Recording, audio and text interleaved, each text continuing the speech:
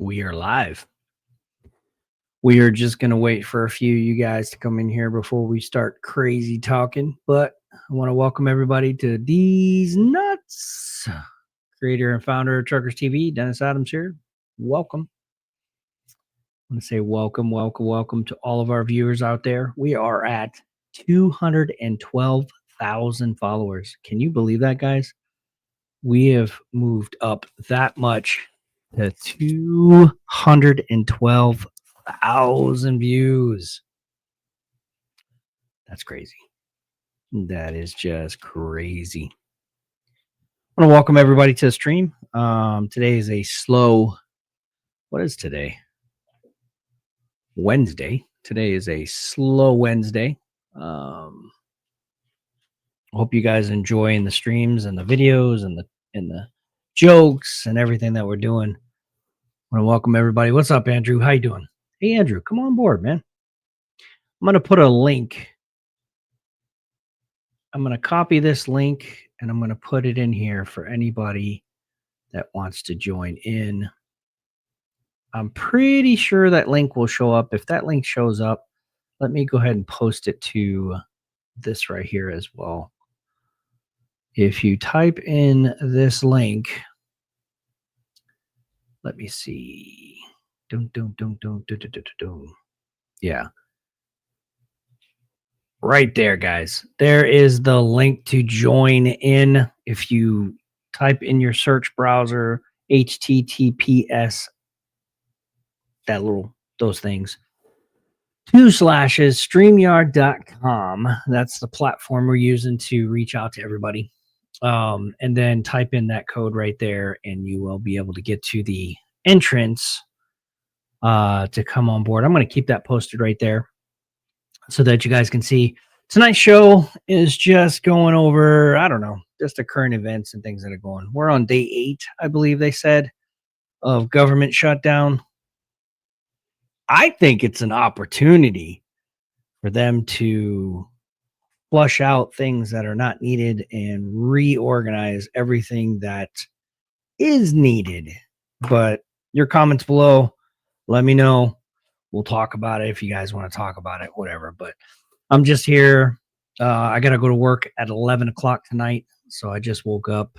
I figured I'd turn this on for a bit and come chat with you guys for a little while. Wanted to fine tune the camera here, make sure that it's capturing the best part of me. Wow.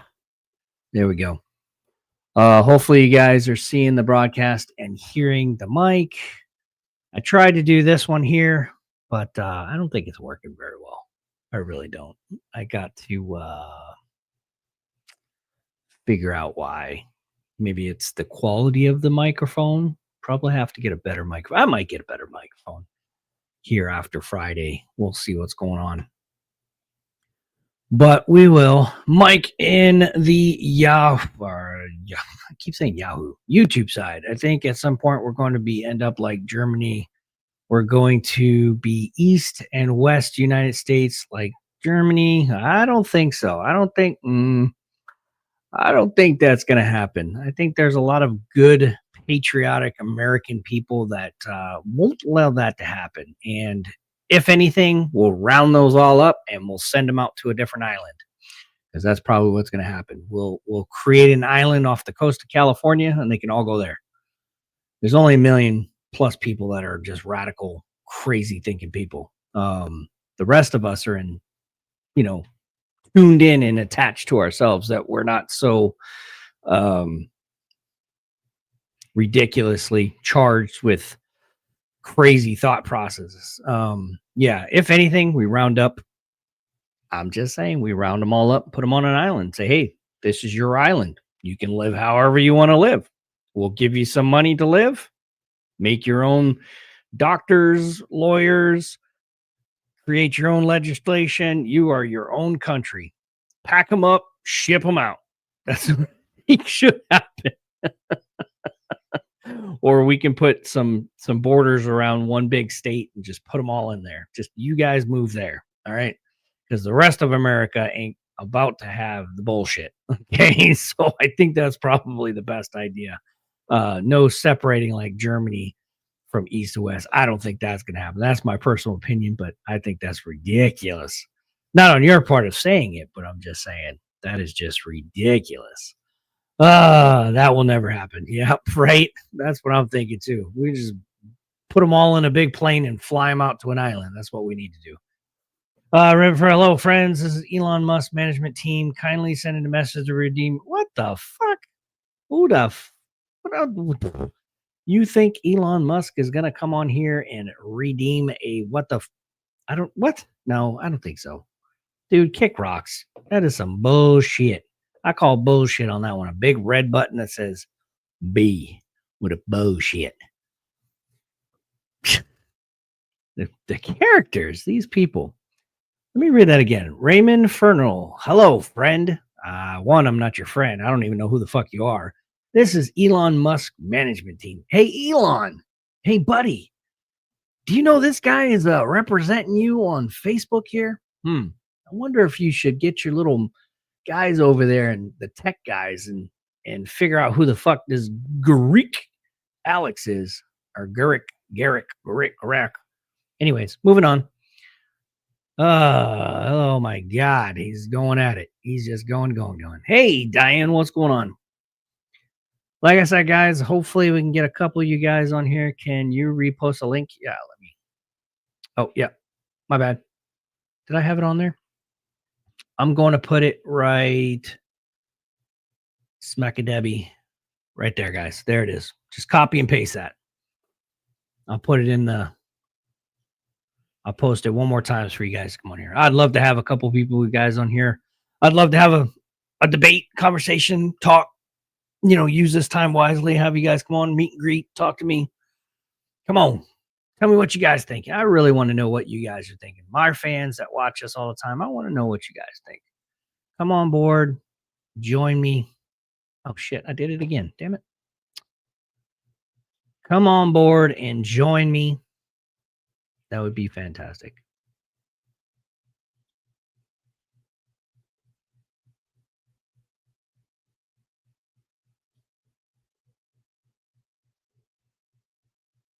And if any of you guys are interested in doing StreamYard just like this, I posted a link for you guys. This is also StreamYard. You can set up yourself an account.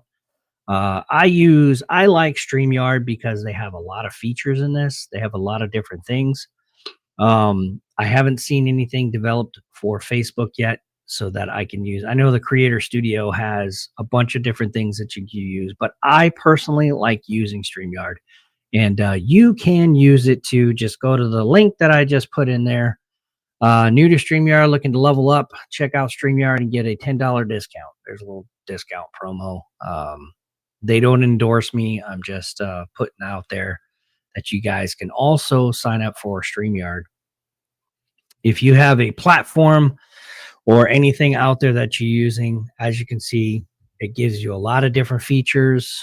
What's really cool is you can throw pictures on there, overlay pictures. You can, show different things, aspects. That's me when I was homeless. There you go. You got to love that, right? Some old stuff in here. That's our different logos that we used to have and things like that. So there's all kinds of things. You can also do, you can also show the page. Let me show you guys. You can share screen, which I think is a really cool feature. I can share my screen with you. There you go. There is Truckers TV. We are at, check these numbers out, guys. We are at 212,000 followers. We are growing. Look at all these people. Now, these are I've gone through majority of the people, not all 212,000. That's a lot of damn people. But there are a lot of people that have liked Truckers TV. Whether they're real or not, I'm not really sure. But most of them I've gone through and checked them out. And a lot of them are. They're pretty legit people. Our posts are doing really well. We also have the subscriber hub, guys. If you become a subscriber, you get to be able to come in here and share your ideas and things like that. We're up to 26 members, 26 subscribers right now on Truckers TV alone. We have a few other pages that we have subscribers to. Altogether, we have about 65 to 70 subscribers altogether. I would love to get more Truckers TV subscribers because we could definitely use that support as far as the page. But hey, we're doing good, guys. I am super happy with 212,000 followers. We're up like 200%. It is just outrageous. It's crazy. I love it. Absolutely love it. But you could do so much on this page, and it's really cool. So click that link. Hopefully the link is right here, right there. Click that link, or not. There's not a link, but you need to cut and paste it and put it in your browser, and you'll be able to join me. Should be showing up on everybody's stuff. Who do we got in here? Valerie. Dennis, how are you? Saturday is going to be my birthday. Oh, happy birthday, Valerie. Happy birthday. What are you, like 25 now? Awesome. Dar, good evening. How are you? Sandra, Buffalo, New York. We were just there. We were just in Buffalo. Absolutely loved it. Loved it, loved it, loved it. Come on, can we get some people in here? Come on. Come join me, folks. I would love to have you guys. Come on. We can have up to 15 people live with me. 15 people. You're welcome, Valerie. I'm glad. Hopefully you get to spend with your family and stuff like that. Your birthday. Oh man. Oh. Like I said, I just woke up. But how you guys liking the jokes? How you guys liking the little posts and videos that we're doing? My man, what's going on, brother? What's up, buddy? How you doing? Get my earbeads on. I have seen a few of your videos, my friend. I try to make some. And I have to say, I like them. What's up, man? Welcome to the stream. Now I can hear you. Thank you kindly, sir. Yeah, man. I've been yeah, I saw your airport one. That was pretty funny. I was like, yeah, that's pretty funny. He's all parked on the tarmac. He's like, these guys are idling. I mean, that's crazy, right? Yeah, man. I was sitting there loading firefighting foam, and I figured, I was like, well, this is a perfect moment. So I asked the guy over there at Boeing. I was like, hey, can I record right here, or is it off limits? He's like, no, go ahead, do whatever you want. Right. So I got authorization from him. So that's cool. Hey, go ahead and introduce yourself. Let everybody know who you are, and if you got a Facebook page, they can come follow you as well. I mean, I'd love to promote it. Awesome, man. I'm Andrew Wood. I'm an OTR truck driver. I work for Tri-State Motor Transit. We do mainly Department of Defense work. Nice. Lately, I've been doing a lot more has waste and has tanker and stuff like that. But yeah, I try to make funny content. Just try to keep people laughing, man. That's the most important thing about this job. There you go, man. That's cool. And you got a Facebook page, or yeah, Andrew Wood. Andrew Wood. So look up Andrew Wood. That's just Andrew Wood, right? Let me see if I can look it up and put your link there. I think I saw it before. No, I'm all about supporting people, man. I mean, there's a lot of good talent out there that just needs a little bit of exposure and stuff like that. You know, they're having a hard time getting their pages up, or sometimes they're just, you know, they need a little bit of help. So yeah, I sure appreciate it, man. Yeah, you got a good following, so that's good. So Andrew, where did you go? Okay.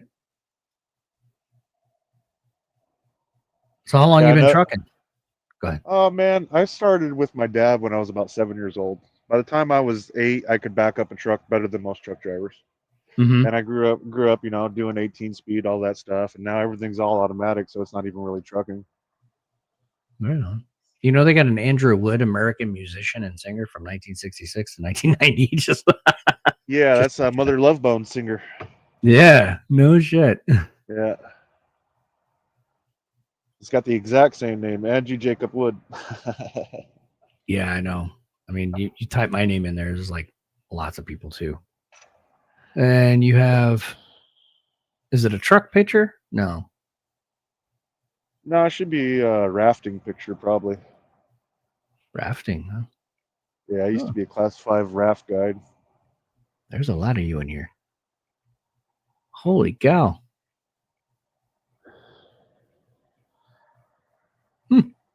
I've actually invited quite a few people from that have liked my posts on your page and stuff like that already. So Yeah, right on. No, it's perfectly fine. I encourage people to I put that challenge up because there's a couple guys over in the Philippines too that are posting content that's pretty wild stuff over there when they do trucking. yeah, So that's insane, isn't it? yeah. So I I encourage had a people to do it. I had a buddy that left here and went to Germany to drive. For real.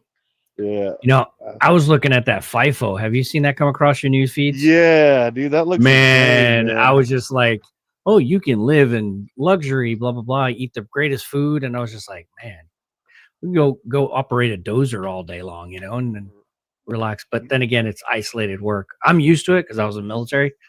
Going out in the sandbox, I'm good. And, I can go play in the sand and be by myself. But there's a lot of people that can't do it. Yeah, see, like I've only had like maybe 3 days at home since May. Damn. Are you kids married, single? Yeah, yeah, I'm married. I've got Okay. and my kid's grown already. He turns 21 in a few days. Yeah, that's a lot of time out there. Must be rough, Yeah. man. Oh no, man. It's you got to do what you got to do to pay the bills this day and age. Yeah, that is true. Absolutely true.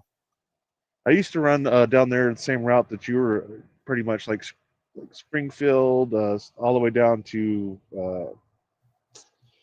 I mean Russellville, all of that stuff, dude. I was running Tyson breading and all that stuff for a minute.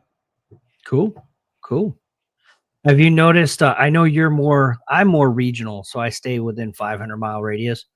Have you noticed anything changing out there as far as the volume of trucks or more parking spaces being available because people are bugging out and heading back to their home countries? Or Well, man, I can show you right now that like right here at this Loves, dude, it's completely packed, dude. Like okay, we're all elbow to asshole, dude. I literally had to park by the shop, hmm and so that hasn't I changed. asked the mechanics about if I could park here, and they're like, yeah, that's fine, man, as long as you're not doing anything wrong. But Hmm. going into Iowa this morning, or actually it was yesterday, is when I went in.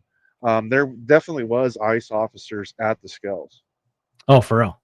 Yeah, they were at the Skells, so Right they on. are definitely cracking down. I went through Wyoming, like what was it, 2 weeks ago, Hmm. and they put 4 people out of service for not being able to speak English. Just when I was there in the Skell House, and that was like 15 minutes. So it is real. Hmm. Oh yeah, it's definitely cracking down. I know Oklahoma was cracking down on some stuff too as well. And then I live just south of you in Bentonville. Oh, okay. So you're around Yeah, here. yeah. Gotcha, gotcha, Our main office is in Joplin. gotcha. Yeah, we talked about that before. Yeah. Yeah. No, you definitely have the content, man. Because I remember asking you that. Do you do content? I was like, do you have anything in your stuff? And he was like, yeah, I guess you do. You do.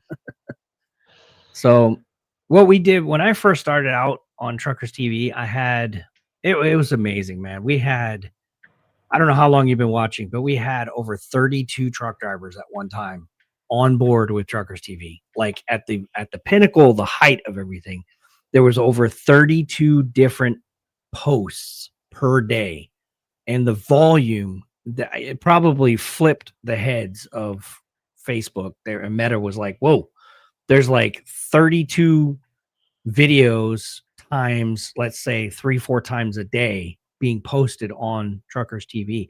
And anywhere from like people were in the East Coast, people were on the West Coast, they were in the mid America, they were down in the South in Florida, they were doing vacations, they were doing personal stuff. Everybody was posting everything. So there was so much content coming in, pouring in, that we grew from like, I don't know, 30,000 followers when we first started out, well, less than that, 10,000 followers, to over 100,000 followers within a couple weeks. That's And that was right amazing, there. dude. Yeah, it was just like, holy cow, because the volume was there.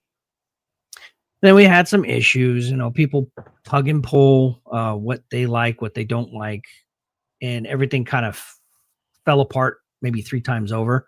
So trying to keep people together to do one goal is very difficult. People got their ideas, they want to go different directions, they want to learn what they learned here, and then they go off and do their own thing. So we did that like 3 or 4 times. We built ourselves up. We had a lot of viewers, a lot of followers, and then things started clashing, socially. Everybody got on everybody's nerves. So it kind of fell apart, and there was a lot of how can I say, I couldn't orchestrate. I couldn't keep them together, and there was a lot of misinformation and stuff like that. So it was partially my fault because I didn't know how to manage people very well. That's And understandable. Yeah. and I was like, well, I didn't want to manage anybody. I wanted this to be like a revolving door. You come in, you come out, you do some content, you help the page out, you do your thing, and then, like I said, you tell everybody, I have this page over here, come follow me too. So it was an equal give and take. And that's what I really wanted to do. But there was a lot of people that took more than they gave to. Then they gave, yeah. Yeah. So they would think an opportunity was there. Oh, well, there's 200,000 people watching this. Let me get in here real quick, make myself bigger, and then take what I can to my other platform. And that happened more often than you think. So it's sad, isn't it? the value was never there. It's like, okay, you come in and take all my shit and then leave us with nothing. And then it's like helping you. It just didn't work out like 3 times over. So this way, I'm like, look, guys, if you come and join us, you put out content, you do your thing, advertise yourself and get people to cross border into each other's platforms. That's great. But keep Truckers TV going, because it's a fueling source. You know what I mean? Exactly. It's a brand that everybody knows. It's like Truckers TV, that you can't get any better than that. There's a lot of other trucking companies. I go through the list of like 400 different pages of trucker this, trucker that, trucker this, trucker that, but Truckers TV, it just sticks. It's easy. It's a good brand. So here's the funny thing is I loaded at Syngenta in Jefferson, Iowa this morning. I was loading wastewater, and the one of the leads came out, and he was like, "Hey, by any chance is your name Andrew?" I said, "Yeah, it is." And he says, "Man, I seen your content on Truckers TV like 2 days ago, dude, and I was dying, bro." No, you did not. Yeah, seriously. And it was the one about the Summon the Concrete Block. Oh, right? Man, yeah. And dude, he was like, "Dude, I was dead, man. I was sitting in the office just rolling in my chair, and my secretary came in to check on me, and she was like, 'What's up?' And then he showed her, and she was laughing too. So I was like, 'Really, dude? You actually recognize me?' He's like, 'Yeah, dude. I can't believe you're in here.' Isn't that fun? So, That's dude, so fun. it was awesome. It was an amazing moment. The funnest part about Truckers TV, hands down, was actually meeting the fans. Like, I would literally go through their city and their town, and they would come up to the truck, and they would just hang. A couple times they knocked on it when I was sleeping. I was like, oh, kind of freaked me out. But there was a lot of people that came out, and they fed us. They gave us, I've gotten blankets. That blanket right there was knitted by Win, which was one of our fans. For a long time, she would watch Truckers TV as I was bebopping down the road, just talking willy-nilly shit all day long. She was knitting a blanket. Isn't that awesome? So cool. So I've got that blanket, and and just I've had gifts and just people supporting truck drivers all together right here on Truckers TV. But the best part of it was having them come up to me like at a Love's, like, "Are you? No, you can't. Are you?" And I'll be like, "Yeah, that's me." They're like, "Holy shit, you're famous." I'm like, "No, I'm not." And you shrug it off like, "No, I'm not. No, I'm not. I'm nowhere near famous like everybody thinks." But no, they do. They come up to you. I had a Linda over there on 44 going to Portland, Oregon, and coming out of Portland, Oregon, coming out west and east.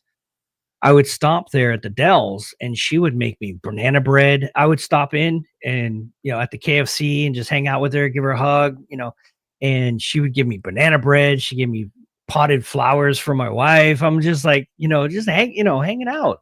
That reminds me of that. It's that an awesome feeling. Video.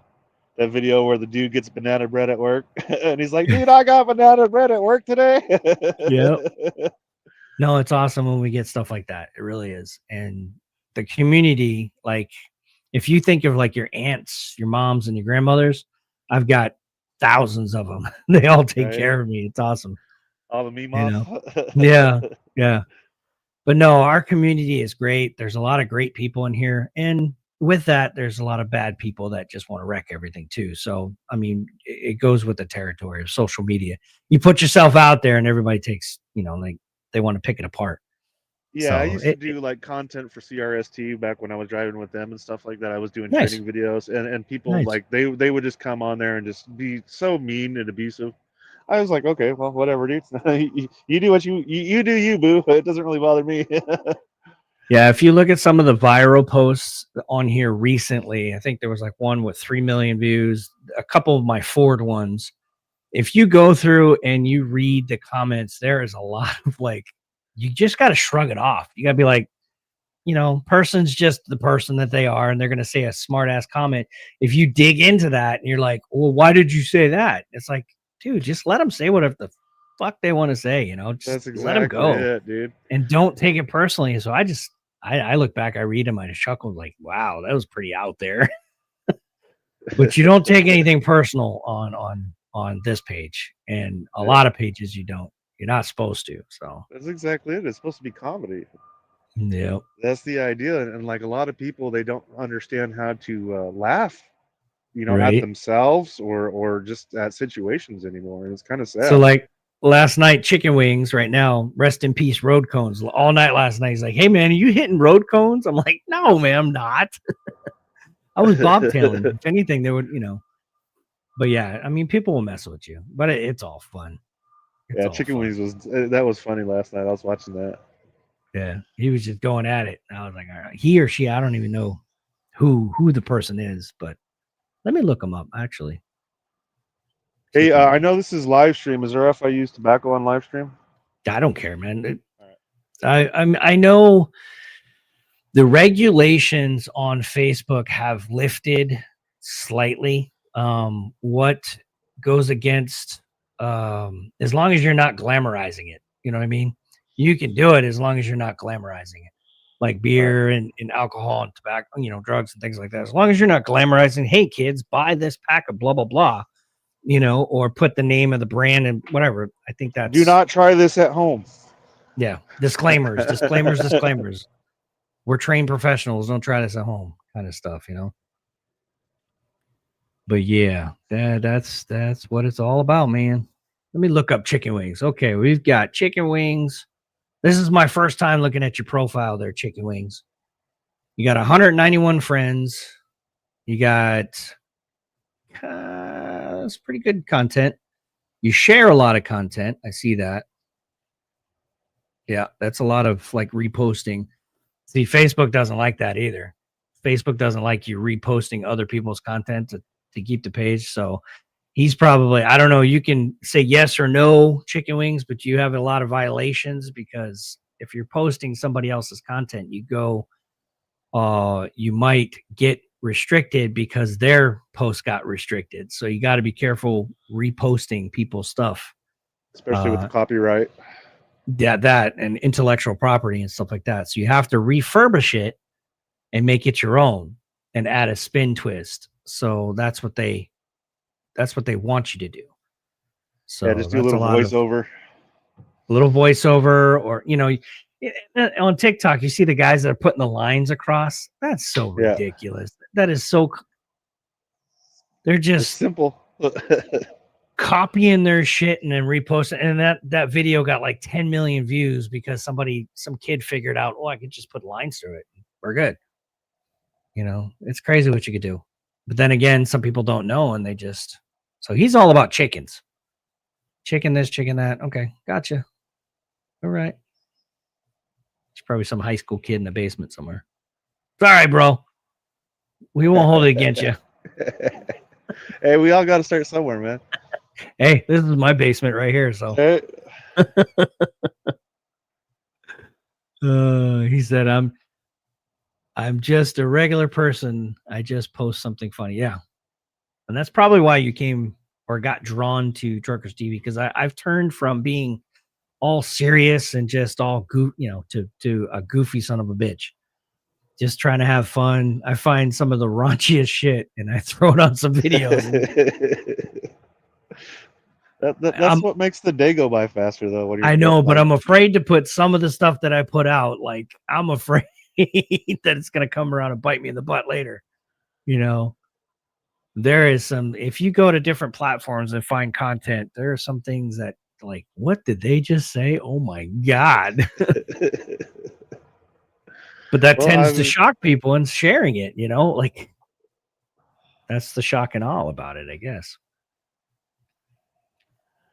Well, if you got the chicken nuts to come on here, Mr. Chicken Wings, we'd love to host you and come on board. Just hit that or copy and paste that link right there and put it in your search browser and join in. We'd love to have more people in here to make a show really interesting. He's like, nah, man, nah. If I see something, I just share it. Okay, well, no, keep doing you, boo. Keep doing you. That's exactly like part of it. Is I notice a lot of people are like kind of uncomfortable making their own content and stuff like that. And you know, you open yourself up to, like you said earlier, the trolls and whatnot and what have you. And you know, if you let their opinion bother you or anything like that, that's on you, really, to tell you the truth, because it's not a reflection of you. Your reflection is yourself. And being able to control yourself and to be free, because that's what the ideal of the American society is to be free and happy. Exactly. And doing what we do on a daily basis, dealing with all of the knuckleheads that drive, you know, four-wheelers and all of that stuff, and seeing what we see with all of the fatality accidents and whatnot, you know, we have to be able to cut loose a little bit. Exactly. And I think truck drivers do it a lot often more than we think. Right. Yeah. Just like old sailors. Yeah. Liberty Port, let's go. Exactly. Yeah, that was a cool part. Like before, because I used to be a team driver, and it's for this company specifically. Then they offered me this solo position, and when I was team driving, it was mainly just DoD freight. So I was on every military base that you can imagine, and that was awesome. Like every single one of the bunker busters that was dropped on Iran, we hauled every one of those up to Whiteman Air Force Base. Wow. Just up here, locally here. I didn't know until they started advertising that they were out of Missouri here. I didn't know we had those guys up there in that Air Force base. It's really cool when you go and deliver munitions there, because when you get done delivering your munitions, you can pull right off base and you're literally at the end of the runway. So you got the B-2s just taking off right over your head.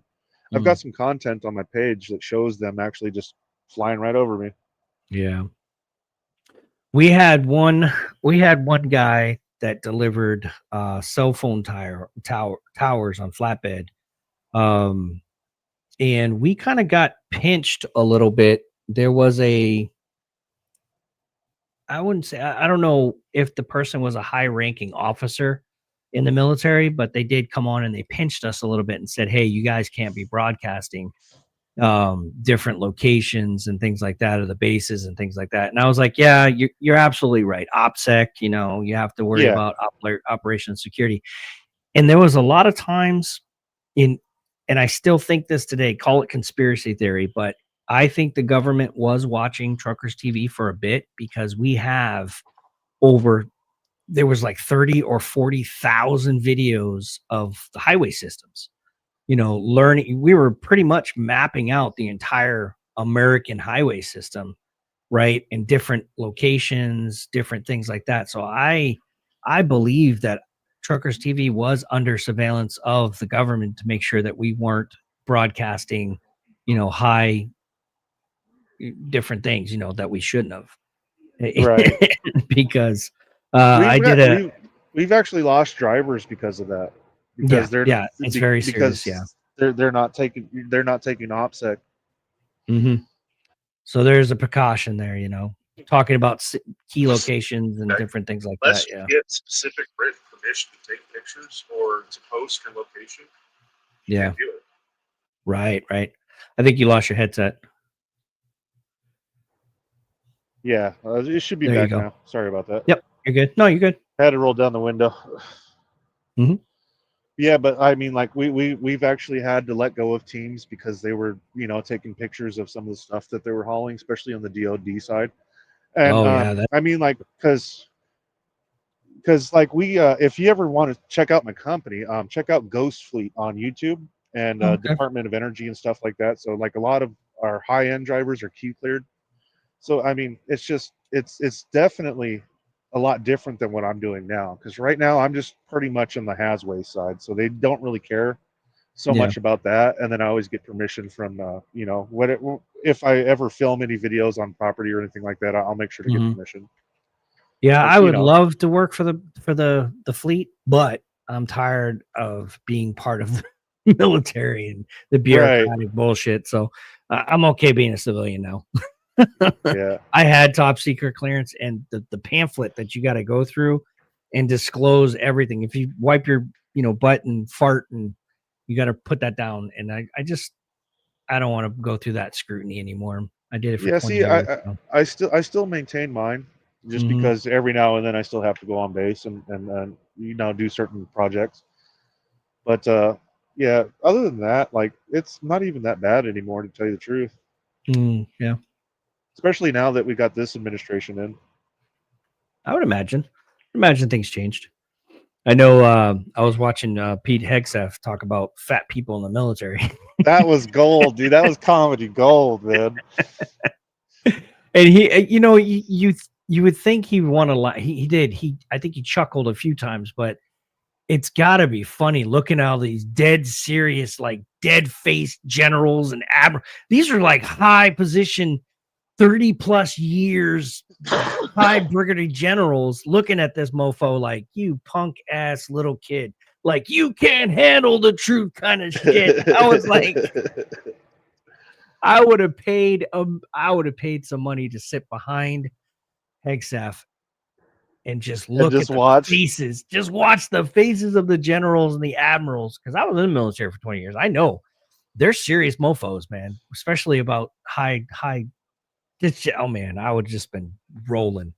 I would have been dying, and they can't really applaud. They can't laugh too much. They can't, because they're under the law of the government. So you can't express yourself on something if you like it or not. Well, he said, no more dudes in dresses. I was just like, what?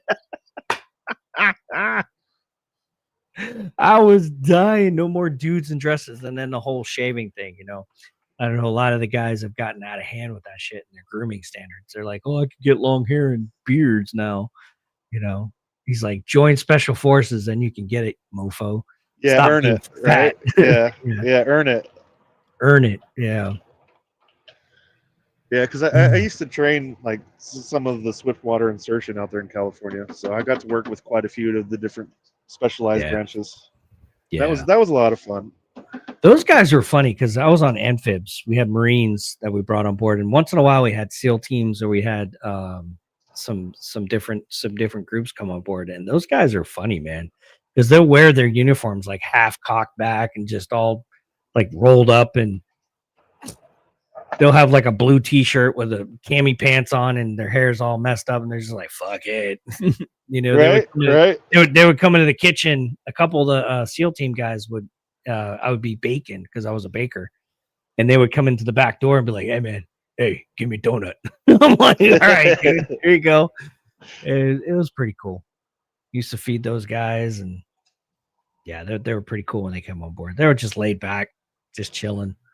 That's the thing that I like. Like even recently, I worked with them just here in the company and stuff like that. And dude, I had to do some. They were doing some CQB training over here in Indianapolis, and I had to deliver some munitions to them and stuff. And I mean, they had breakfast set out for us, the whole 9 yards. They're just so kind, and you don't get that on most military bases. Like most military bases, like hurry up, get on, get off. And these guys are like, no, dude, come out, hang out with us, man. You guys want to hang out and have some breakfast? And it's just like, yeah, sure. Right. So chicken wings asked, I'd like to know how to join the live chats. What did you have to do? And then also the link is right there All you do is cut and paste that in your Google, and it will allow you to get in. How did you do it? I just typed it in. Oh, you just typed it in. Okay. Yeah. Right. And then Yep. I had to link up to my YouTube. Okay. Yeah. So you type it in. So for verifications, it's going to verify who you are, because we can't have anybody just jumping in here doing helicopters. You know what I'm saying? That was my biggest thing, because we had a few guys come in here all just sitting on their couch doing helicopters, and we're like, "Whoa, what are you doing, dude? You can't get in here." Yeah, pterodactyls and helicopters, and we'd had a lot of women flashing us, and I don't know, those women like bringing them, their kids out of their shirts. So we get a lot of flashes. Yeah, I mean, I would love to broadcast those all day long. We probably have one hell of a popular site if we had that, but like 1.5 million. Yeah, probably more than that. Probably like 90 million people following if we had. Still, terms of service, man. We got to follow that TOS. Yep, that's what's crazy. Speaking of farts, yep. I got Roberta in the background. Yay, woohoo! So yeah, we there's a big difference between the lives and the videos that we post. There's like it's like a totally different section, honestly. So when we post videos, we get all kinds of different people across the spectrum because it gets shared out. Now, in the lives, not a lot of people share, and that's the biggest thing. We'll just have a few people that come in. Right now, there's only 3 shares. So yeah, I'm one of them. Yeah, I mean, thank you.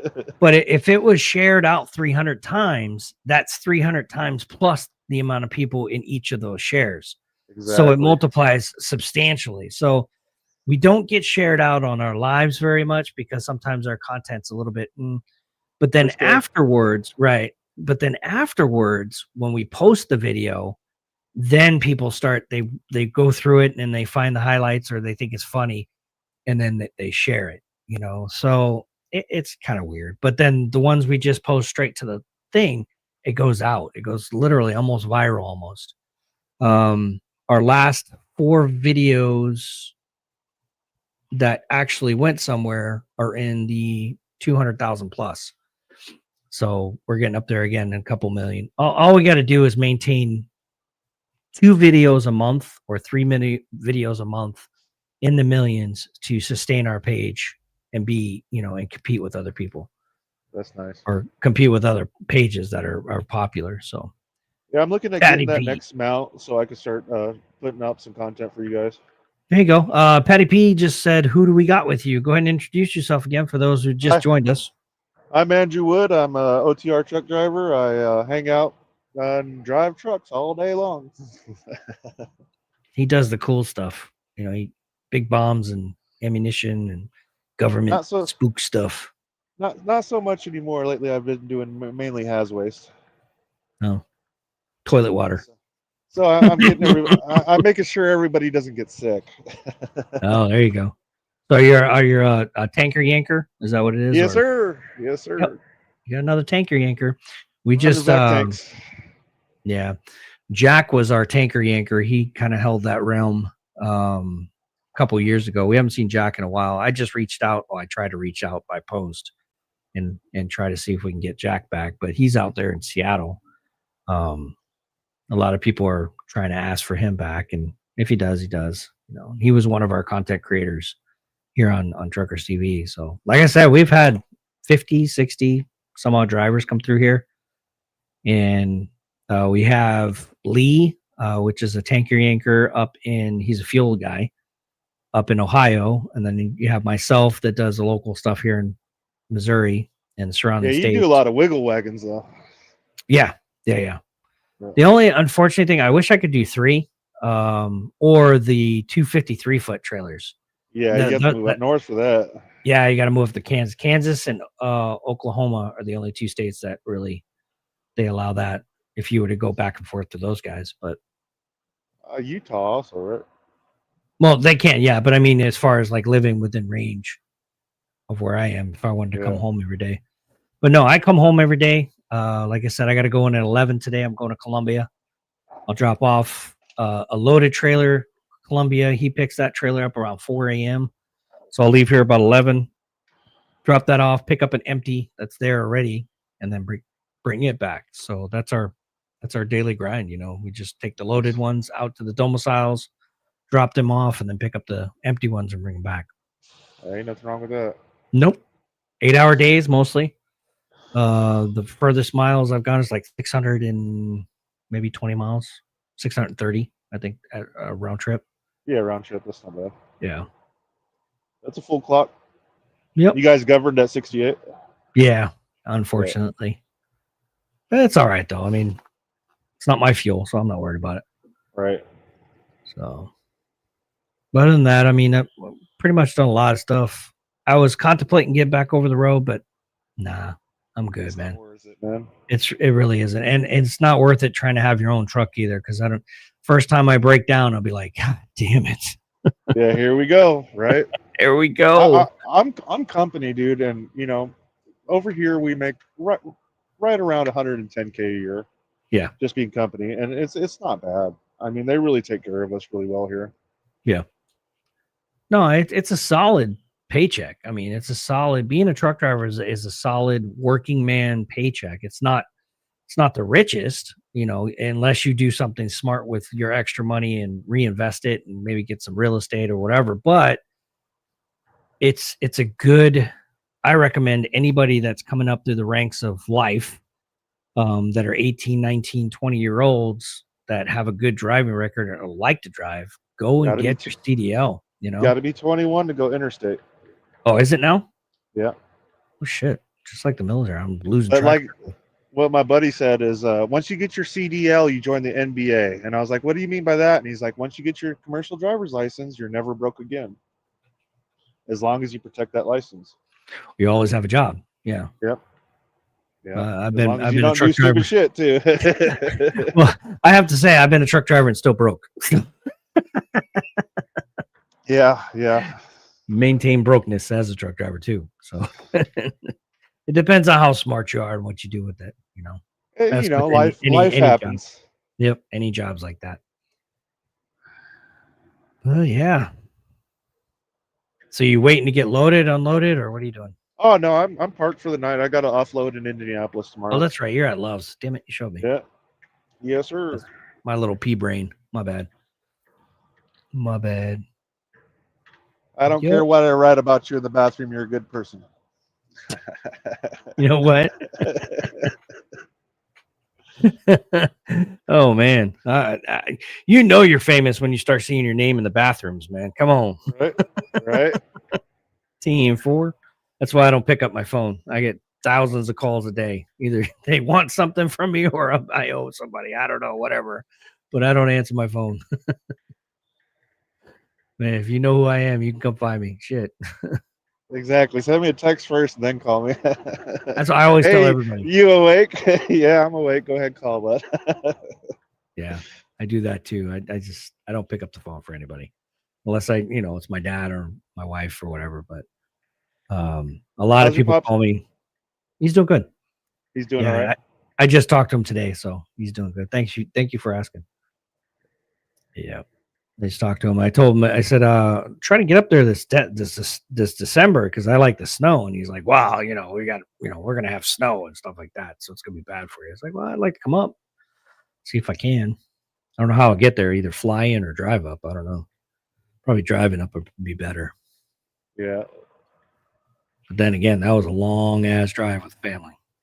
Yeah, I seen the videos, dude. Yeah, I think we clocked in. And I wanted to do it to see what it was like, but we clocked in, I think, 60 hours of drive time. So like from Springfield, Missouri to Buffalo, and then we stayed overnight, did the Made in the Mist, and then we drove from Buffalo across and then got there that night, I think really late that night, 10, 11 o'clock at night. And then we drove around up and down to Portland there and to the beach and stuff like that to show the kids because they've never been to the beach before because we're landlocked here. You get them some free lobster? No, we didn't get a free lobster. No, we didn't get no free lobster. And then kayak out to the boats, man. Yeah, Right. And then after that, we came back. We came all the way back. We did it all in one drive. So him and my son and myself. So hold on, let me take this call. Be right Yes, back. sir. So he's on a call, everybody. I can't really see the text messages very well, so I can't answer y'all. Let me see if I can get a little bit closer. Nope, still can't see it.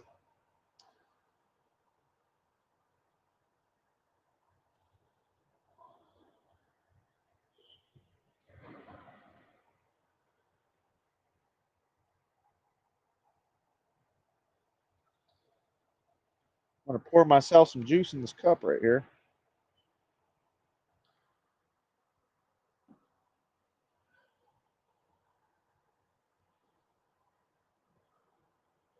I sure wish I could see that. Oh, look at that. Oh, I'm sorry to hear about that, Robert. We're back. Yeah, Robert has family in every single state. That's the famous Robert Gray.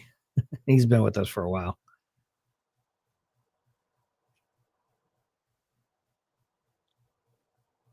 We got chicken wings in the background there still. Who else we got here? He said he's going to ride up on the QT wall, for a good time. Follow Trucker TV. I dare y'all. I definitely answer my phone now. Pick that thing up. Hello? Hey, buddy, where are you? No, right? I'm good. Nope, I'm good. No, thank you. Just like the come and go. You notice they're turning them all into Mavericks? They got tired of being called, what's that, ejaculate and evacuate? Oh, my God, yeah. Well, I think it went it did. I think it went viral after they did a few. I think I saw it on TikTok. Was like they were taking all of the different like the different names and stuff like that, and they were running in there, and they were coming back out like, "Oh yeah, come and go." A lie. It's a lie. It's a lie. Hit the gas. False advertising. Yeah, that shit went viral. Crazy. It's funny how the world's working right now. But yeah, we've moved. We were at 160,000 followers for like 3 years straight. They would not budge. Something was going on. And then after I saw Mark Zuckerberg come on and say, we've relaxed our restrictions and we have relaxed a lot of the violations that people got caught up in the so-called misinformed, or the last administration was basically banning censorship. A lot of censorship was going on. So Mark Zuckerberg came on and did a post and said, hey, look, we've taken that ban off. There's no censorship or very little censorship, only to the key things, like the things that are illegal, to do. And I believe that our page got accidentally turned off, shadow banned because of that policy, whether it be, and how I saw it was the government was looking at Truckers TV as a way of international people understanding our system, our highway systems and things like that. So I think Truckers TV definitely got shadow banned. And we could never figure out, one day would be good, one day would be just, the next 3 years would be horrible. We didn't gain anybody. Nobody really knew. They couldn't find us. Then all of a sudden the switch was turned on, and now we've jumped to 212,000. And that just tells me, if I've been doing this for 5 years and they didn't do any shadow banning for the last 3 years, we'd probably be up there with Twisted Truckers in the millions. They're in like 4-point-something million views. And we do the same type. Well, the only thing I do is I do a lot more live stuff than they do. Right. They just do a lot of repeat videos, a lot of jokes, and a lot of different things like that. They kind of do the same thing, but Truckers TV grabbed the live aspect of it in actually showing what it looks like outside of a truck as we're bebopping down the road, and the whole concept kind of caught on. So that's pretty much the history of it. But I believe we got held back for a long time, and it just flipped the switch like that in one day. So I'm thankful. I'm not complaining. I'm very thankful, because now we can work on trying to expand and grow and build and look for talent like you. You know, if I brought you on board, you can go live on Truckers TV and just kind of sit there and shoot the shit with people like I'm doing, and build your own page as well. Okay, hey, come follow me over here, and I'm also here, so I'm in both places. But it's a give and take kind of relationship as far as the bigger picture of the platform. Yeah, and for me, dude, like the most important thing would just to be getting that next Toys for Tots going for next year, because like I'm a California native originally, and Okay. And right there, specifically where they're at, that region, dude, it's a pretty impoverished region of California. Everybody thinks, movie stars and palm trees and all that stuff, but like the reality of it is like a lot of California is just living so below the poverty level. It's sad. Well, that's okay. Go ahead, buddy. So that's why Truckers TV is sponsoring the toys. We give toys to the kids there in Corcoran, because Jerry and Jerry was one of my first drivers that came on board, and he's still with me to this day. Him and his wife and his ministries and all that stuff that they do there are taking care of the kids of the farmers, the migrant farmers, and the farmers that do that whole area. So, and they were telling different stories about them losing a lot of their stuff because of floodings and things like that. So that's why we dedicate $2,500 every year for the last 5 years. This is our 6th year of doing it. So 2,500 times 5 years, we've put towards those kids and having a good Christmas and give them some free toys and things like that. $1,500, man. Yeah, so that's why I was trying to get Jerry to contact the prison out there, because a lot of the prison guards would be interested in joining up and helping out with that. There you go. Yeah.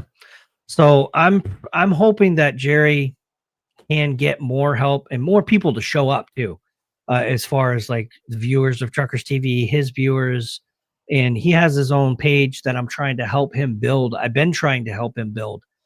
But in light, like for example, in light of all the tragedies that have happened between, the dark and the light, let's just say that. I'm not going to go into too much of religion, but that opportunity for him to be able to reach out to more people using that technique and that platform, I've been trying to coach him and get him to get out there a little bit more. But hopefully, with the news agency coming out and doing a little skit on this is not our first year, so we've been doing it for 5 years. It's a legacy. It shows that it's constant.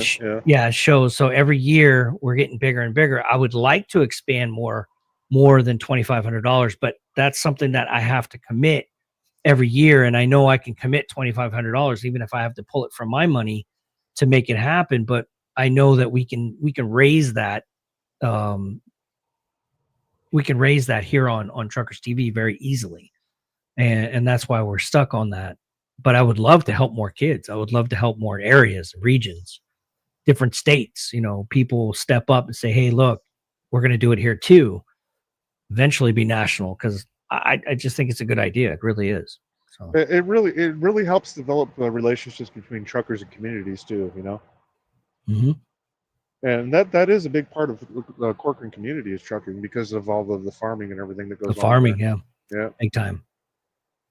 Big time. So you did Reese Across America, right? I did. And they just reached out to me actually with the new messaging system and stuff like that, and trying to test it out. And I had to go back and tell them, hey, I'm not participating this year. I did it 1 year and I absolutely loved it. And if I had a truck right now, or if I was told by my company, we want you to go to Maine to do it, I would do it in a heartbeat. There would be no questions asked. I really enjoyed doing it. I delivered personally myself Reeves to Wyoming. So we tracked across. I stopped in New Jersey, dropped off there, met some motorcyclists there out of New Jersey, dropped the Reeves there.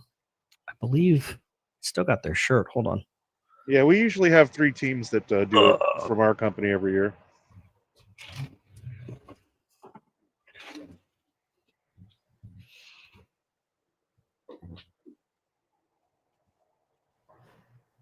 I'm like horrible with names. So let me see. What are they called? Rolling Thunder. It was nationwide May 28th to the 2023 Ride for Freedom. I think they call themselves Rolling Thunder. And then they had, rollingthunder1.com was the group. Awesome. And then, that's their thing. So they met out there and helped take off the reeves from the trailer and put them in front of the tombstones of the following soldiers. So I absolutely loved being part of that. And I wish I could this year. I wish I could do it every year, but I don't have the means to do it anymore. So my trucking company is in mothball. I call it mothball because I still have my DOT number and I still have my MC number. They're just not active. I still have my company. Truckers TV is linked in with my LLC. My company is Truckers TV. So it's both together. But one entity of that is currently just on hold. If I were to ever win a lottery or Well, you got to play it to win it. Yeah. So I just don't have the time to do it. And, and I'm just not in the mood to try to find other truckers that don't necessarily share the same enthusiasm as I do as far as trucking. So it's very difficult to find good quality drivers, especially as a mom and pop shop. Right. Big guys, Knight, Swift, Warner, all of these huge companies go through personnel like it's, okay, you don't want to work, fine, thank you, have a nice day. Who's next? Next, please. I mean, they got a Rolodex of numbers that they're a long list of people ready to get in, so they don't have a problem like we do to try to find that one driver that can either it's going to take care of your equipment. Yeah. Or help you along the way. Yeah. So it's not easy. And that was one of the things I took back. If you were to write down all the things that could fail, that is one of the highest part of that was having that truck driver either take care of your equipment, take care of you, or break you. And 9 out of 10, it broke it. So it was very difficult to find good quality people. That wouldn't take advantage of the situations either, that would work with you, that would understand that you're trying to start a business here. You're trying to get to that point. Yeah, trying to develop something. Yeah, exactly. Exactly. So it was very difficult. But I loved doing it. And if I were to ever have the financial backing once again, then I think I would be better at it the second time go around. Because you got to learn, right? You got to learn from your mistakes. You got to learn from your failures. I think this time around, if I were to ever start this back up, that would be great. But yeah, I'm just not in the mood right now to do it. I'm really not. I kind of like what I'm doing. Get in where you fit in, man. Yeah. That's exactly it. Finding balance and enjoying it. Mm-hmm. Fake it till you make it. So, but everything's been good. Everything happens for a reason. I believe in that. They gave me a taste of it. I ate it, force fed some of it down my throat, but it was good. I survived off of it. So that's about all we're doing lately is surviving off of trucking. Yeah.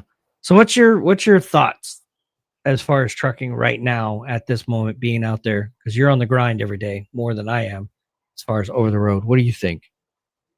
So I'm kind of in a different position. Because of what I do, I get paid no matter what. So I don't really have to grind miles in order to get paid. I get daily pay, and that's a blessing and a curse at the same time. So I usually work Monday through Friday, and then I'm stuck somewhere for the weekend, just because of the nature of Hasway's industry. My company's pretty good at taking care of me. I mean, right off the base pay, it's $300 a day, guaranteed, no matter what. So if I'm stuck somewhere, if I have a breakdown, whatever, dude, I still make my money. And then because I'm solo as a tanker driver, I also get mileage pay on top of it, which my mileage pay has completely dropped. as far as the industry is, I have noticed that with these crackdowns, I have been seeing the rates go back up, and that's a great thing, especially for owner ops, because we have a few owner ops here in our company. Our company kind of tries to shy away from owner operators because they're more of a company base. They want mainly company drivers because then they get the majority of the profit. But just in the basis of seeing all the crackdowns on the people that should not be driving in the United States, yeah, I've definitely seen a rate increase because I follow load boards and stuff like that, and it's definitely slowly going up, but it hasn't really gotten to where it can be and where it should be. Because I mean, in the last 20 years of trucking, you figure that out of all of the industries, even fast food, everybody's gotten guaranteed wage increases and all that stuff. Everybody but the American truck driver. American truck drivers' wages have stayed the same almost for the last 20 years on the dot. Yeah. And that shouldn't be the case. But then, if our wages go up, then they say the price of freight has to go up. That's not necessarily the case because, I mean, look at you go to a Love's, you go to a Pilot, you go to anywhere like that, and now, it used to be you get 2 hot dogs for $3. Now it's $5, and then it's $6, and then it's $7, and then showers are anywhere from $14 to $22. They're 22 now. Oh my God! Some places are $22 a shower, man. And it's insane on how we as truck drivers have to pay for all of it. Yep. Then you got parking. Parking. A lot of these trucking companies are the parking areas are charging for parking now, especially TA. That's why I don't go to TA a lot because they're just charging $22 a night to park your truck, unless you buy something. And then if you don't go in there and buy anything, you got to pay for the trucking. I mean, of course you're going to go in there and buy like something like but now they want $50 worth of in-store purchases in order to cover it. It's like, well, okay, I could either pay $22 to park or buy $50 in the store. Yeah. So Chicken Wing said, I figured why get a trucker's license if you're not gonna go live off of it. So I think that was based on the conversation we were discussing earlier. It's true. I mean, why go get one? Because it costs money. It costs money to have your trucker's license. Your CDL, I think, on average is like $250 for renewal. Yeah, and then plus if you carry any endorsements, like if you have to take your pay individually, or your hazmat, you have to pay individually for those endorsements. So yeah, definitely. And then I mean, if you wanted to live off of your truck, that's all fine if you're a single person. Or if you're a husband and wife team and you're living in a truck, that works too. Then you can sometimes get rid that of doesn't work either. Yeah, well, I've seen plenty of them fail. But but if you're a single man and you just want to live in your truck, then the only thing that you really have to pay for is your cell phone, because you have to have a cell phone in this industry. But other than that, I mean, you can have a microwave, you can have deep fryer, you can have air fryer, you can have all of that stuff in your truck now this day and age, and just live out of your truck. I see plenty of people that do it. I've seen truck drivers that have barbecues, every day when they pull out for the side of the road, they light up their barbecue, dude. I think it's a job for people that are single, for guys that get married and things like that.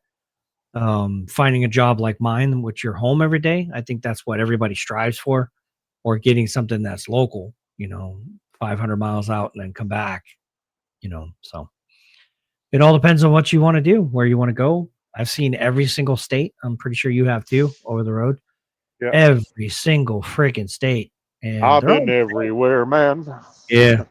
They're all the same. I mean, there's really not much difference from the east. Well, there's a lot of difference between the east and the west coast, but a lot of the cities are built the same. A lot of the road structures are built the same.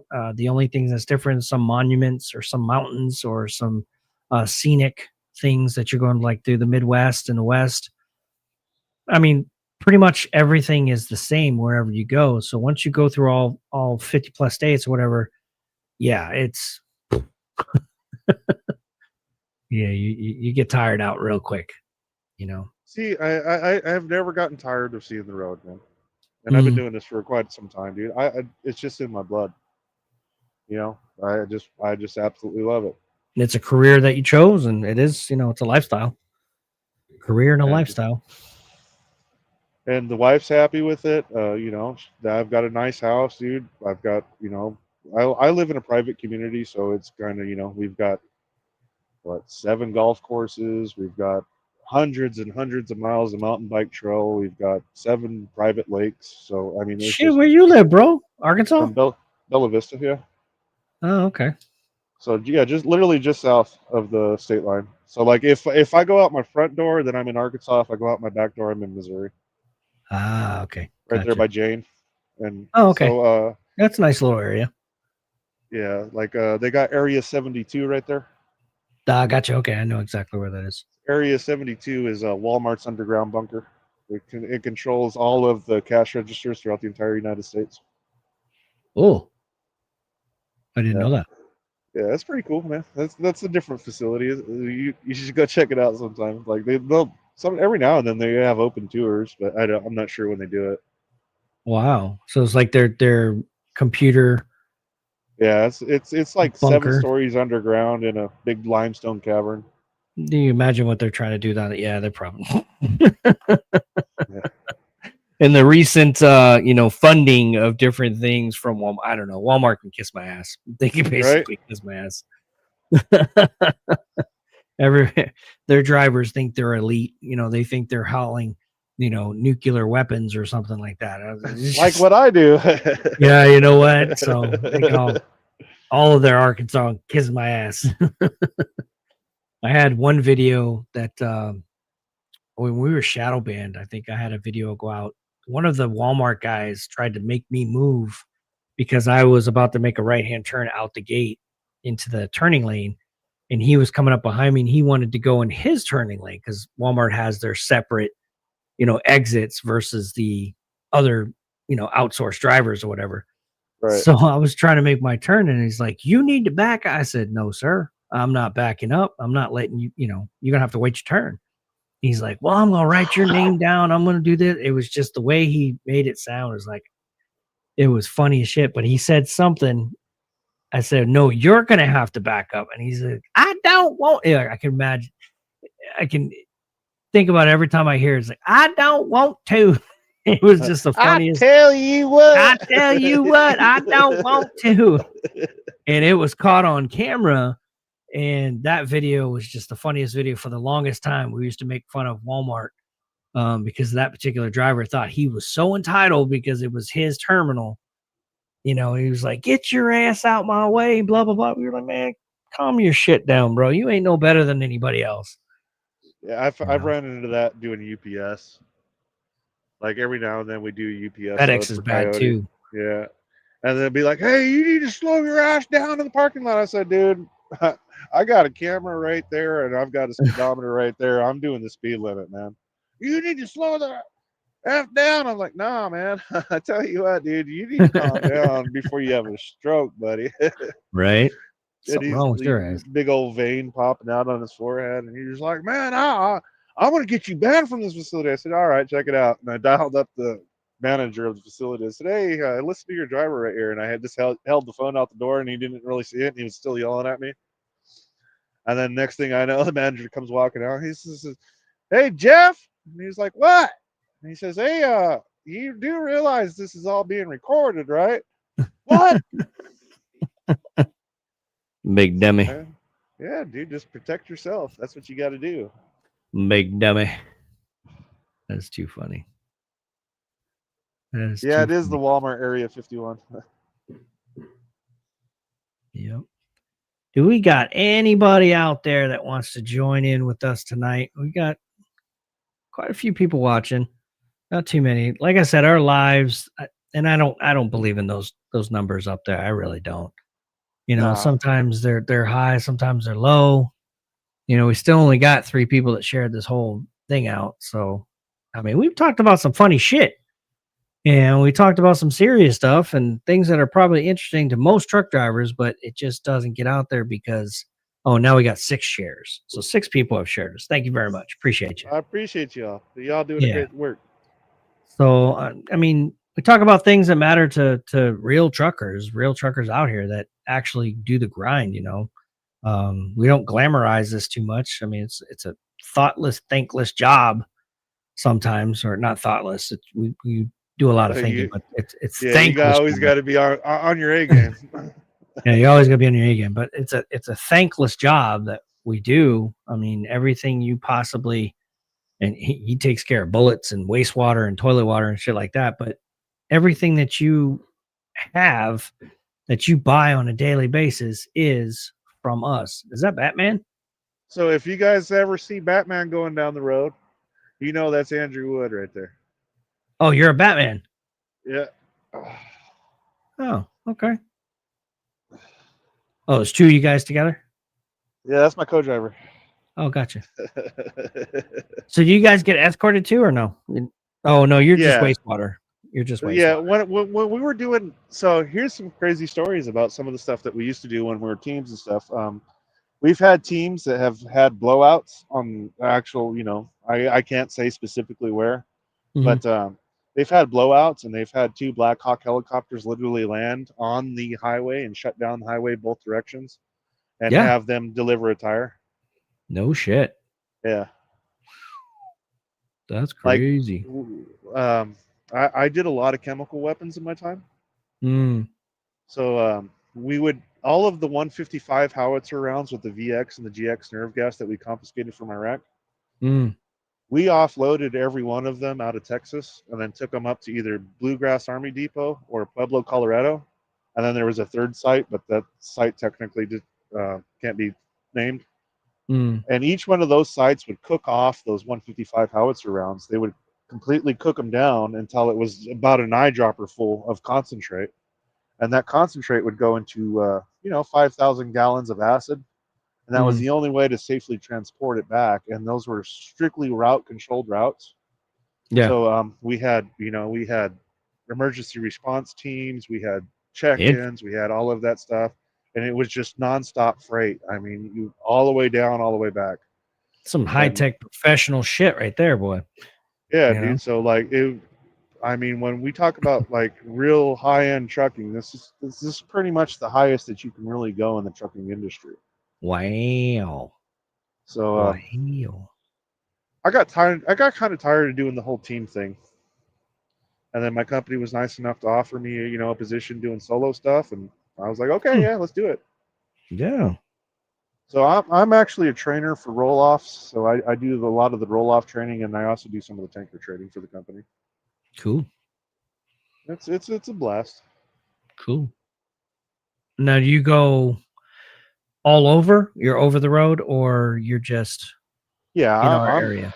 I'm OTR, dude. I this like right now I'm up here by Indy. Last month I was pretty much out in Wyoming and Idaho, and then month before that I was in between Kentucky and Vickery, Ohio, and all that stuff. So yeah, wherever they need me to go, I go. Our company just recently got bought by TFI, Transforce. So we're technically now a Canadian company, I guess, but they still kind of give us autonomy. Oh, we got Robert Gray. Robert Gray is going to join us real quick. Oh, nice. There's Robert Gray. Hello, how you doing? I'm over in Wayne. I'm in Lakeville. I'm in Lakeville, Mississippi now. Oh, you're in Lakeville, Robert? Mississippi, huh? Yeah, I was in Meridian. I moved down to Lakeville. Nice. I got another one for you. I want you guys to put this in your prayer group. I got a fellow trucker. My brother-in-law owns the trucking company in Waynesboro, but he's fighting colon cancer right now. Okay. I'm really sorry to hear that, Robert. Yeah, a person fighting colon cancer right now. The one that owns the Dixie Express here in town, here in Waynesboro, over Waynesboro. Okay. So what you doing for work there, Robert? You still working in restaurants, bud? I'm down here. I'm in a group home now. I'm in a group home. I was working MCC cafeteria. I was working cafeteria work. Oh, cafeteria work. Yeah, you still doing that? Okay. Yeah, over cafeteria. I was over there about 19 years. Yep. My mom So Andrew, passed away about 2017. right on, man. I'm sorry to hear that. So Andrew, Robert Gray's been watching us for, I don't know, geez, what, 3 years, 4 years now. He was out of Mississippi, and then he went to Alabama. I think a couple of times he moved around. He comes on and he lets us know about every single. I said Lakesville, Mississippi, right? And he lets us know about every cousin, every uncle. That's going down 63 like you're going southwest. That's south of Waynesboro. Man, Yes, sir. We're going down 63. You can keep going 63, go all the way down to Mott Point, Mississippi, to catch I-10. There you go. Yeah, Robert's been with us for a while. He's been watching. But Awesome, he loves man. letting us know about his entire family, everything from World War I to World War II. I think extended cousins and third cousins. I just put that in my dad and grandpa World War II vet, which is served on the USS Boston. First class, third class. My uncle was in the recon in Vietnam. Oh, he said recon. My stepbrother was in the Air Force in the Gulf. My uncle was Marine. Yeah, I got another uncle served 21 years in the Navy. Never did serve on a ship. Hell yeah. He went to let's see. He was aviation electronics. Then he went after that. He retired as the chief. Then went over to Federal Express doing the same thing, training them on DC-10s. That's awesome. There you go, man. That's a lot of information that I don't even know about half my cousins, half of my family. I don't know what the hell they're doing right now. Yeah. He cracks me up with Robert Gray. I got another sister of mine. No, niece of mine is nurse up at St. Jude's, up Memphis. Okay. Oh. Well, I sure appreciate your family services. Yeah. Yep. And I got another niece and got her master's in accounting. So you got that crack up there in that storage, up that storage hatch above you right there. There's a crack. Is somebody looking through there at you? Yeah, you see that? I'm like, that's creepy. We all float up here. No, that's scary right there, boy. That thing opens up at night when you're sleeping. I see dead people. I got a crazy one for you. Okay. Dennis, I got a crazy one for you. I was up in Kentucky one time. I opened up the door, and then couch fell on me because everybody got to put the low bar up there. Okay. I mean, actually, that happened out of Chico, too. The Chico truck over from Jackson, they turned around and get to the dock. Somebody forgot to put the low bar up for all the day. Oh, boy. My boss gave him a nasty email. All I can think about is apple moonshine. Apple moonshine there, Robert. Yeah, once you touched our dock, we were responsible for it. He wasn't going to put up with that. Man. Any damaged goods like that. Robert Gray, the History Channel. Yep. That's what I'm gonna call it. Apple Moonshine History Channel with Robert Gray.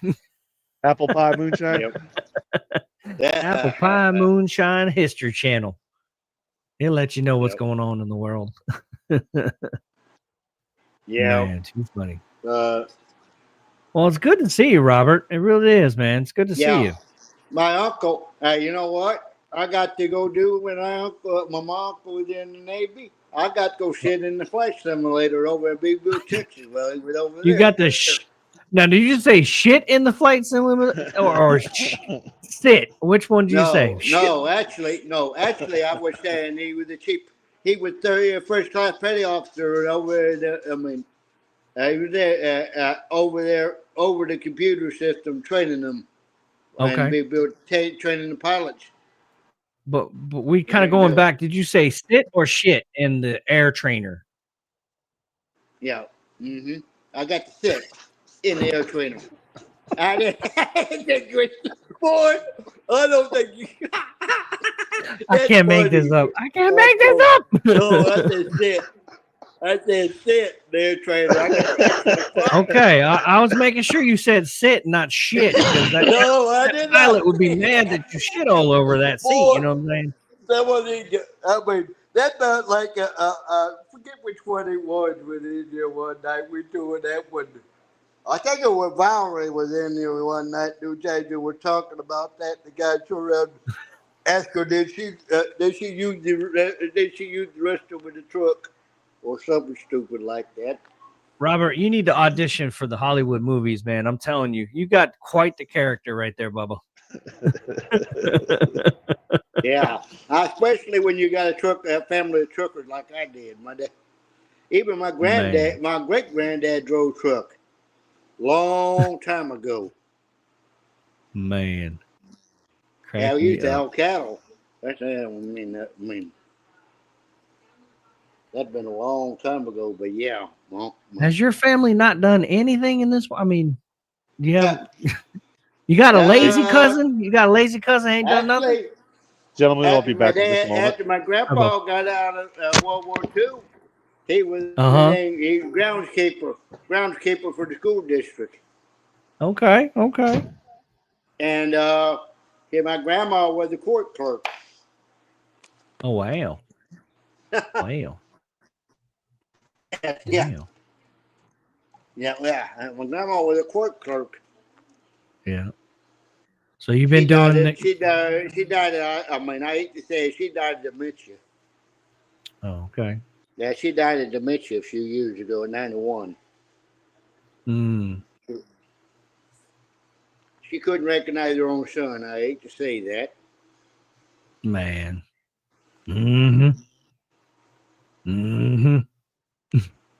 Yeah, about ready to say it. I know your dad's going to go through that too. You know what I'm saying? No, I think I've been there. You know what I'm saying? Yeah, my dad, I think he's strong mentally to not worry about any of that. I think, you know, physically he probably won't be strong enough, but I think mentally my dad is a one tough dude mentally, you know what I mean? Yeah. He don't let a lot of things bother him. I put it this way. That was rough on my mom and also on my brother and her brother too on that one, because when she had Alzheimer's, she couldn't recognize nobody. Yeah, she couldn't recognize nobody.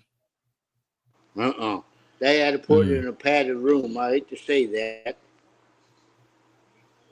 The way she wouldn't hurt nobody, hurt herself, I mean. Yep. Bad part about that when my grandpa was over in my grandpa was in the hospital with a heart condition, and she was in the other. And they died 4 days apart.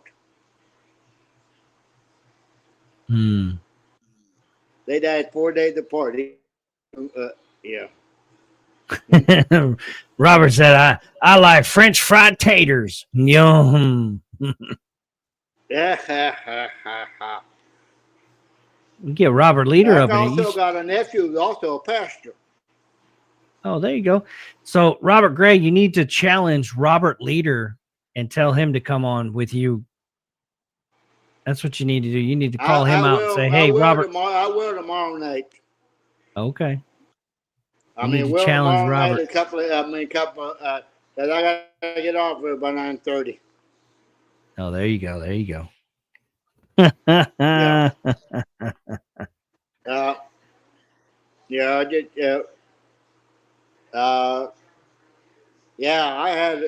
I got another crazy one for you. I had another nephew of my niece's husband. My niece's husband fell off a building, and had to have operation that way too.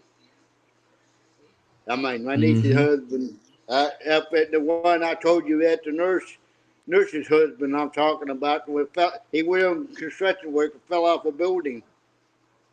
Man, I'm gonna have to get me a family tree put up on the blackboard here, and I need to write down every single one that you talk about because I can't remember half the damn people you talking about, man. Yeah, that's when that niece is Sabrina's husband that fell off the building there in Memphis. He's doing construction over in Memphis and fell off a building. Oh, he fell off a building? Yeah, he fell off the building. What the hell did he fall off the building for? Pretty high up when he fell. And he went through, I'll put it this way. He had to go for two major surgeries. He's home recovering. Well, let's hope he gets recovered. Yeah, me too, completely, but he's going to be a while. Yep, probably, most likely. Yep, he's going to be a while. We got that link posted, everybody. I was just letting everybody know we got that link posted for anybody else who wants to join us. We can get up to 50. Can you imagine having 15 people in here? It'd be fun. It'd be fun to have 15 people in here like we used to do. Or at least 10. You know what, Dennis? I saw an old friend of ours. He's been talked to a while. Talking about Bowery. I'm talking about Bowery. I saw her the other day in here the other day. She lives out in Texas. Okay. So Bowery lives out in Texas. So Andrew, you got to switch on your translator to be able to understand Robert Gray here from the southernmost part of the United States. I'll tell you what, I'm fluent in Southern speak. So, you're looking at one who was born in Fort Scott, Kansas. Yeah. Right close to where you were. My grandma and grandpa buried in Springfield where you're at. Oh, your grandma and grandpa? How many damn grandmas and grandpas do you have? Because I think one time you said somebody else. Your grandma and grandpa. On my dad's side. I mean, on the one with MWW2 side. His wife's parents. His wife's parents. Yeah. Are both buried in Springfield. Put it this way, my grandpa was 6'5". Well, goddamn. Yeah, my great-great-great-grandfather founded the state of Georgia. It was General Solomon Wood. What? Good boy. Yeah. Tell a story about that. I'll be right back, guys. Hold on. So originally he fought in the Revolutionary War, and then after he got done fighting in the Revolutionary War, he went down and was able to get some land down there in what we now call Georgia and built Fort Solomon Wood. He ended up dying from a broken leg. He went over to the wall of the fort in order to save a family that was under an Indian attack, and then broke his leg and then died from sepsis after that. Now Dad served on a sub. My cousin Ernie Wood served on a sub. He's a motivational speaker now. He does really good stuff. He wrote a book just recently. It's called From Asshole to Awesome, and it's available on Amazon. Yeah, he was a boilermaker on the sub. Back in Korea. Okay, yeah, that's awesome, man. My granddad was a fireman, third class on the USS Boston. I was going to train to do the fire suppression systems on submarines out there in California. Yep. I was telling him my uncle let me sit in the flight simulator over at Beeville, Texas.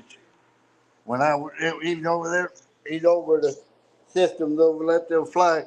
Now the civilians do it. Now it used to be that the military do it, and they used to do it. Now the civilians teach them. Out there in Brownsville? That's crazy, but yeah. My sister, I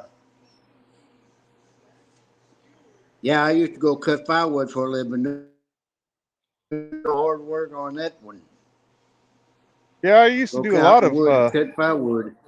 I used to do a lot of cutting, man. I was a firefighter out in California for a while. I used to be in charge of building fire cities for the super fires. Yeah, my dad. Matter of fact, that's what my uncle's grandson doing, fireman EMT out in the Orlando area.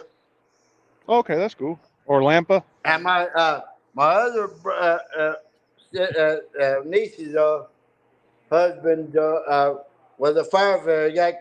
He got killed in a firefighter accident. He got pinned in. Oh, He I'm was I've a sorry to hear counted. that. I've counted and went 16, around in 25 nieces. yeah. Entire He got killed because he was on a narrow road and then their truck turned over and got pinned. Damn. man, that sucks. You know how the dang fire trucks are on those narrow roads. You can't get. They don't let you buy some of them. We don't want no wide loads. What's GGS? Good You games. all have. Oh, good games.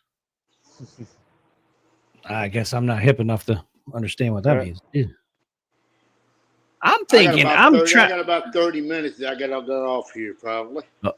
Oh, okay. I've got Yeah, I got a about hunch 30 that minutes. chicken wings is about 12 years old, and because No, he's coming I out wish with these I was like 12 again. I'm 64. shit. You're older than me. I just celebrated 41 on the 20th. No, you just a baby too. Yep. 48. Good old 84, man. That was the best year. 1984. What was I doing? Uh, I think I just got to Florida. 1981. let's see. No, 81. I just got to Florida. My dad was on the USS Forrestal, and the Forrestal Oh, transferred. the USS Zippo. Yeah, so the Forrestal transferred from Philadelphia shipyard to Mayport, Florida, and my dad was part of that movement. So he actually went to he was stationed on the Forrestal, and then we lived in Cecil Field, which is just west of Jacksonville. There, we lived in Cecil Field. And I was like 7 years old. I think it was. I know I was like 4 or 5 or 6 or something like that. Hey, Dennis, when the Forest Dog when they caught fire in Vietnam, where they caught fire? Yes, sir. It's called the forest fire. Yep, it's where a lot of I know that story. Yeah, the firefighters learned real quick how to put out an internal fire real fast. So a lot of our firefighting training came from the forest, my dad, especially Navy. my granddad did. He was firefighter third class on the USS Boston in World War II. Oh goddamn! My dad was a boilermaker on a submarine. They don't have that job no more because they went nuclear. They ain't got no. Oh, he popped himself out of there. He pushed the back button. First time they done that. Yeah, a lot of people trying to figure out how to get to the comments, so they hit that button. He'll pop back in here. Let's see. Who else we got in the background? We got a lot of people watching. Please let us know where you're watching from so we can try to figure out how far out we're getting. There he is. Yeah, right now you're getting it. I'm in Mississippi. I'm Mississippi. Mississippi. Yeah, I'm in Mississippi. I'm in southern Mississippi. Mississippi. Or southeast. Southwest, southeast. Robert, correct. I don't care what kind of mood I'm in. When Robert Gray comes on, it just puts me in a good mood. I don't know. Right? How can it not? He's got a great character to him. It ain't got no gas in it. Mm-hmm.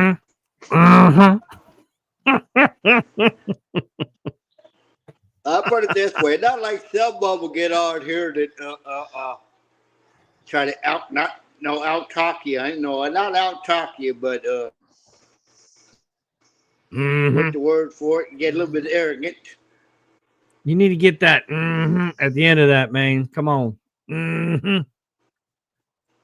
Yeah, I mean, get a little arrogant.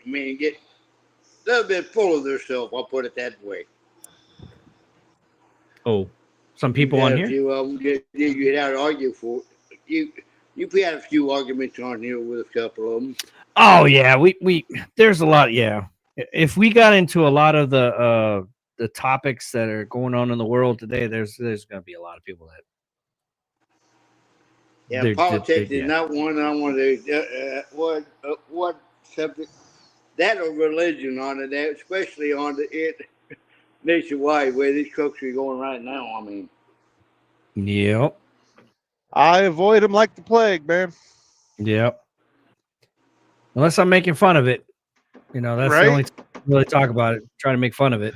Try to bring light to people just being so damn serious all the time. It's kind of sad, man. That's why I always try to roll with jokes. Like, did I tell you guys what I told my dad right before he passed away? Well, no, you haven't. It's kind of dark. Brian said he's from Oklahoma. Yeah, that's Brian. It's Brian Sellers. What's up, big man? I haven't seen Brian in a while. It's a dirty joke, so I don't want to get us in trouble. No, just go ahead. If it says something indecent, then whatever. I mean, pretty much. So I said, "Hey, Dad, guess what, buddy?" And he was like, "What, son?" I said, "Hey, dude, I made $278.50 sucking dick at the truck stop last week." Oh. And he says, "Well, son, who paid you 50 cents?" I said, "Every single solitary one of them." Oh man, you forgot to say the beep after the. Oh shit! I'm probably getting banned now. Oh my god. See, I warned you before I said it. It's all good. Everybody just spit their coffee out, beer out, fucking half their sandwich. I mean, everybody just spit everything out. At least they didn't choke on it. And don't do like my crazy niece sister did. All right, so what's the rest of it? What's the rest of it? She had Jolly Rancher turn around and laughing and turn around and get stuck in her throat. Oh my god! Stick her finger down her throat to get this. That she turned about the blue of your shirt. Rah! No, that my grandma's house did that. Dying. That's a true story. She turned around and had to go get my mom had to stick her finger down her throat to turn. They get that Jolly Rancher to go down her throat.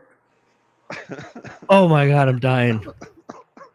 If you ain't dying in the audience, I don't know. There's something wrong with y'all. No, I would. Stick my finger down. What? Oh, I'm dying. Oh my god. I'll put it this way. I put a lot worse truck with you. Look at the one that did a lot of military, and also I worked on the baby base up in MWR at the bowling alley up in Memphis. No, what the hell is a baby base? I worked that was one of my first jobs, working the bowling alley, checking in and cue balls in the pool room. I work in the pool room at the bowling alley. Nice. That'd be fun. Some idiot decided some damn blame third class petty officer tried to be cute. Kicked the master sergeant car window out. Oh boy. They kicked the master sergeant car window out and tried to hit him upside the head with a push stick. Oh boy. He said, sounds like a movie. He gave him two choices. He says, either you pay for my car window and I'll press assault charges on you. You don't spend 10 years to Portsmouth. Take a breath.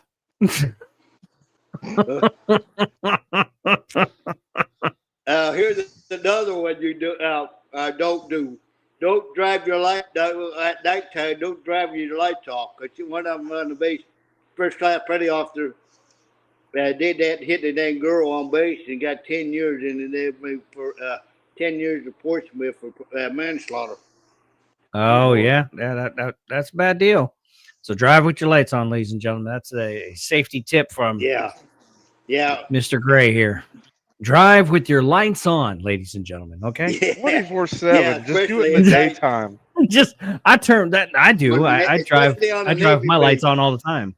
Yeah, same here. That was on Navy base. Yeah. Well, I That mean, was on the Navy base. It was crazy. yeah.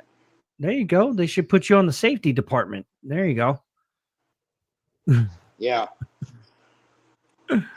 Oh, should be in charge of the safety department on base. That would be a good job Yeah. for you. I got one for you. You better get your I damn was working seatbelt on. I was working the pool room one night, and we had a policy: you don't gamble. We told him 3 times. I hated to do this. I had to go to the section leader to go get it. I hated to do that, but he needed to learn a lesson. You don't. When somebody tells you don't do it, don't do it. Oh, there you go. Huh? Don't do it. Don't do it. Yeah, I just said, you gambling on base, you know better than that. Yep. Chicken Wing says Robert's got some stories. I tell you what, he can talk your ear off about all of his entire family and all the stories that come along with his family. Yep. Where Chicken Wings from? I don't know. Chicken Wings from somewhere. Where are you from, Chicken Wings? I asked that one night. Somebody put bars. Somebody put what bars? It's on your live stream. I asked where you from. Somebody they put bars. Oh, okay. All right. I'm from my mama. Yeah. I'm Same from place my you mama. are. I would mean it. I know. At the location. I was asking them where the location. They put bars. Yeah. Faye, every time you come on here, you call me Denise. It's Dennis. I am not a woman. Oh boy. It never fails. It's like she's talking. At least he didn't call you Bud or late for dinner. Every time, Faye, you come in here and you say, "Hey, Denise, you trying to be funny? You trying to get my attention?" boy. It's Dennis, Dennis. You got them all scrabbled up there. And it's not Denny's. It's not You just not got the Grand Slam breakfast. Man, I wish. Man, I should sue the shit out of them. Y'all came up with my name. You just put a Y on that bitch. He's from Chirac, bro. Chicken Wings is from Chirac, but he lives in Texas now. Oh, what? Yeah, he's from Chirac. Oh, okay, yeah. Right. Chicago, but in Texas. But I'm from my mama. See, we came from the same place. I came from my mama. You came from your mama. You know what? One time back in the 80s, I went to a party with my dad and left with my mom. That's a good one, actually. That's pretty good. That's pretty good. This was back when I was going to school. Mama and them went to a party. Dad decided to go drink a beer and a whiskey. He started dancing with a guy. Bob took off and let him walk back to the house. Wait a minute. Did you just say what I think you said? That your dad had a shot and a beer, and he started dancing with the dude? Drank whiskey and a beer right after another, and he started dancing with the guy, so Mom just turned around and took off, made him walk home. Okay, that's exactly what I thought you said. Yeah, that's exactly what I'm not lying either. That was out in Kansas, out in the middle of nowhere. Man, what other jokes you got, Robert? Let's joke night with Robert Gray. That's a true story. I mean, she actually did that. He said that's not a joke. So your I still call him Uncle Bob. Hold on, your mama went with your daddy to the bar. They went out to the party. And somehow he ended up getting the beer. They gave him a whiskey shot, and then a beer shot. Then he started dancing with the guy, so she just left him there. Made him walk to the house. Your mama left your dad, and he was dancing with a dude. Made him walk back to the house. Man, that's poetic right there. That's poetic. Is that what happened? Okay. Okay. Yeah, he actually did that because broke back by you. Were you born yet, Robert, or you weren't born yet? Huh? Were you born yet, Nope. or okay? That was the first attempt. Okay, what? No, that was back that. Gee whiz, that's back when I'm about I can't 14, make this 15 shit up. years old. About when I'm talking about, I'm about 14, 15 years old when that happened. Oh, the second time.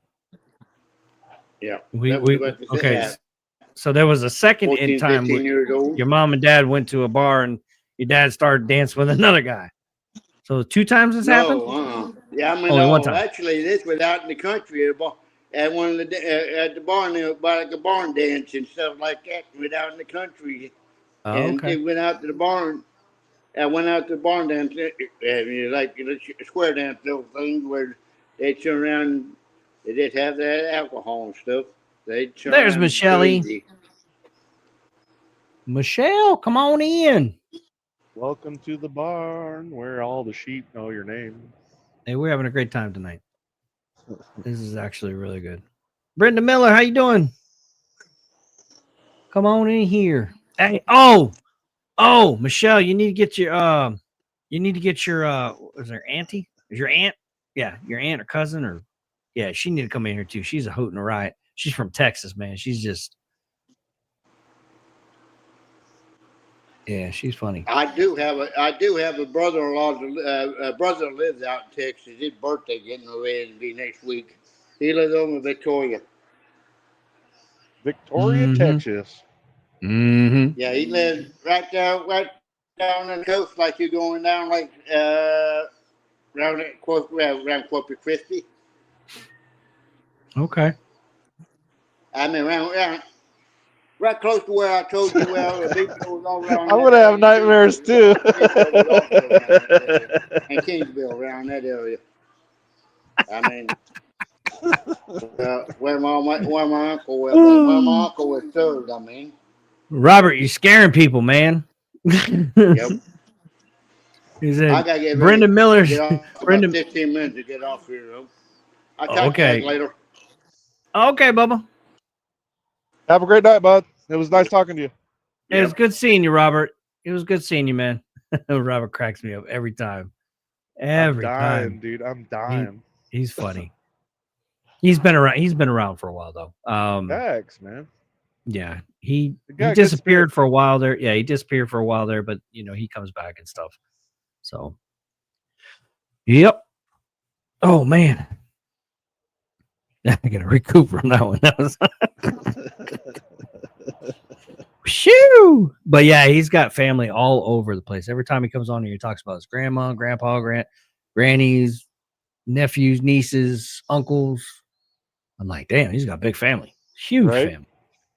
I'm like, how many damn people you got in your family? Well, you Jack never Jr. want to ask a redneck that. Yeah. Let me see if I can find Jack Jr.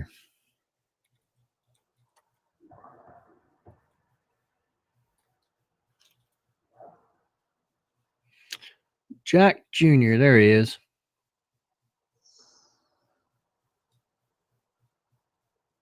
You know, so I wanted to I'm going to put something out serious here. So apparently one of the what was brought up to my attention back in the day where a lot of the people that came on here, whether they came on stage or they participated or they were all about Truckers TV, there was a time frame in the social aspect of everything where you remember I told you there were some people that tried to destroy what we built. Right. So there was a lot of rumors going around that none of the people that orchestrated all of these things, like the administrators or the people that were, you know, in charge, let's just see me, right? That I cared about any of the people that would come on here, that we were just basically full of ourselves and we were just, you know, creating this page just to make money and be about ourselves. And that is not even close to how we actually really cared about this page and how I care about this page. So there was a lot of myths out there, and there still is a lot of myths out there that I don't care about anybody that comes on here. I care about Robert Gray. I care about Jack Jr. I care about anybody that gave a shit about Truckers TV. And that's far from the opposite of what everybody was saying. So I just wanted to put that out there that, if you felt that I didn't care that you came on Truckers TV, or that we had these hosts and people, we just had a good time, and I didn't want anybody to be offended or feel like I didn't care about them in any way. Dude, Because like, that's not true. That's not true. 100%. I'm just gonna throw this out there too. Mhm. I mean, like, I refollowed you after a while, and then Mhm. dude, 100%. You've supported everything, all of my content that I've put out there, dude. You've commented on it. You've helped to get forward, dude. Like, I don't know what more else you can do, like, to show people Mhm. that you actually care, other than specifically that is like trying to help a new channel or a new person get a face or get up in society. Mhm. And that's how you like share it. And the fact that, like, dude, we sit here, we joke around, we have a good time, dude. That's the best part of it. Mhm. 100%. That's what makes our community better than any other community in the entire world, is that we support each other, dude. And right off the bat, I ask, hey, how's Pops doing? I care about you, dude. You care about me. You don't know anything about my life story or anything like that, Mhm. dude. I don't want to put that out there on live, right? Yeah. But dude, you open yourself up to the world. You open yourself up to everybody, and like, how many people actually truly give a shit about you in return?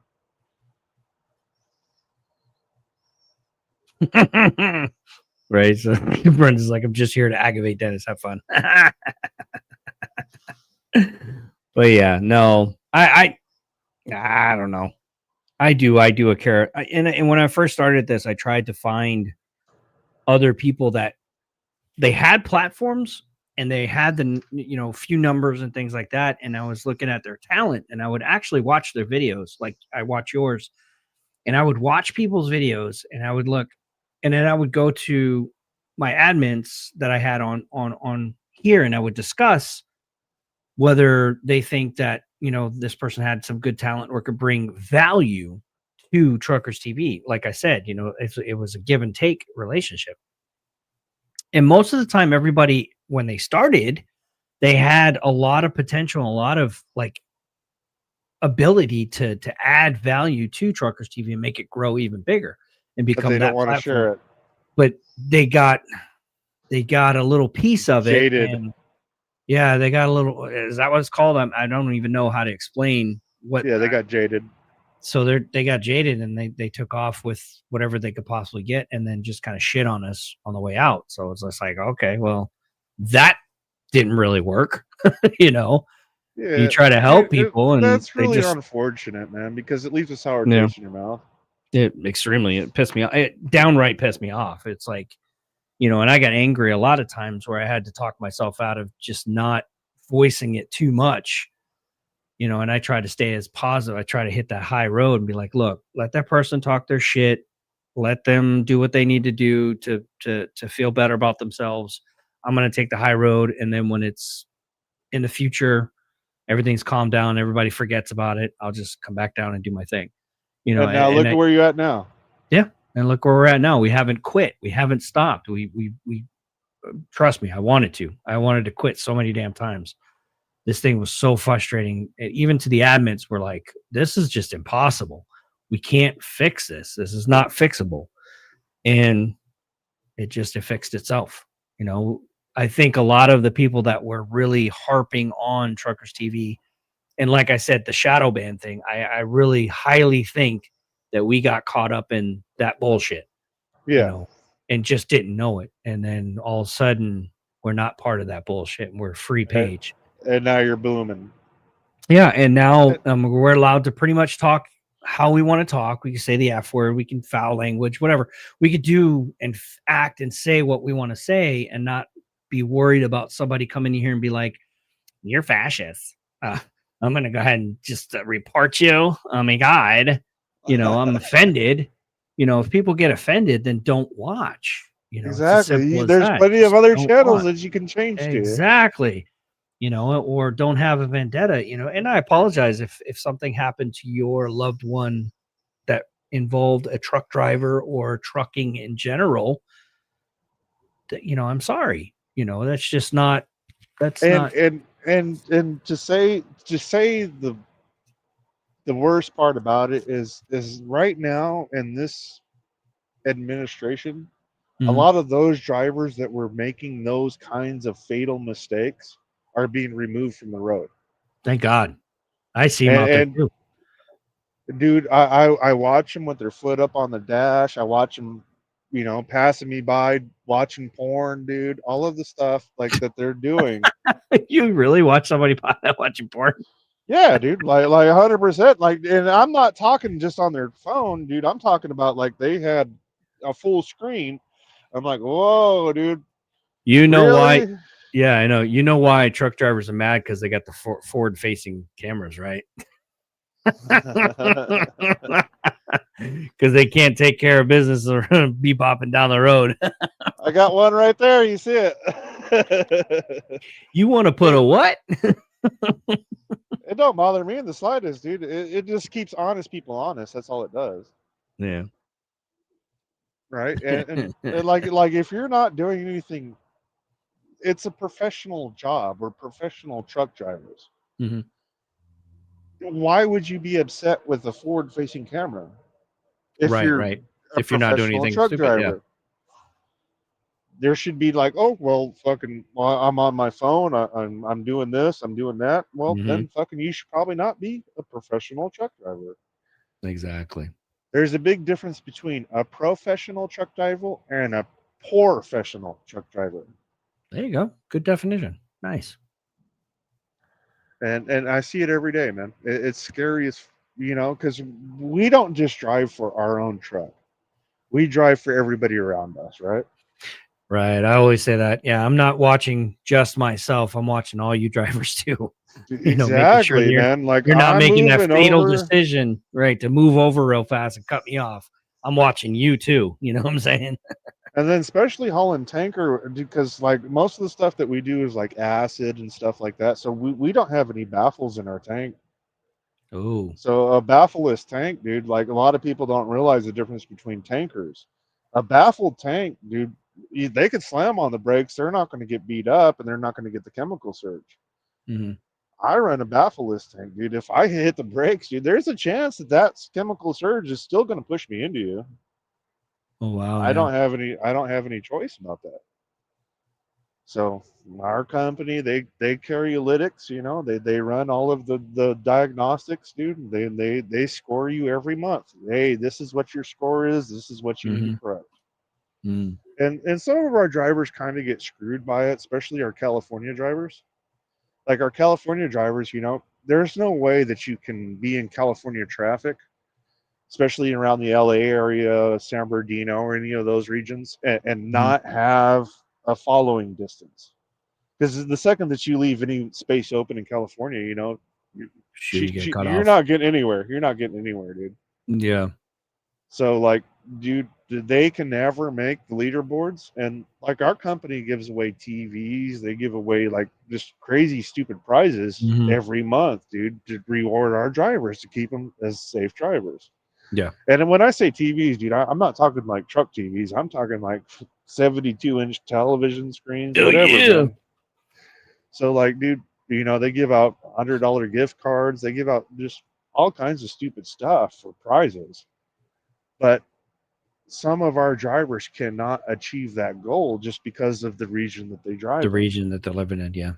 That. Yeah, Yeah. and that's sad, dude. And like, I think that they need to make a change to some of these lytics events because, like, hmm a lot of people don't know what I'm talking about. So what a lytics cam does is it's essentially AI.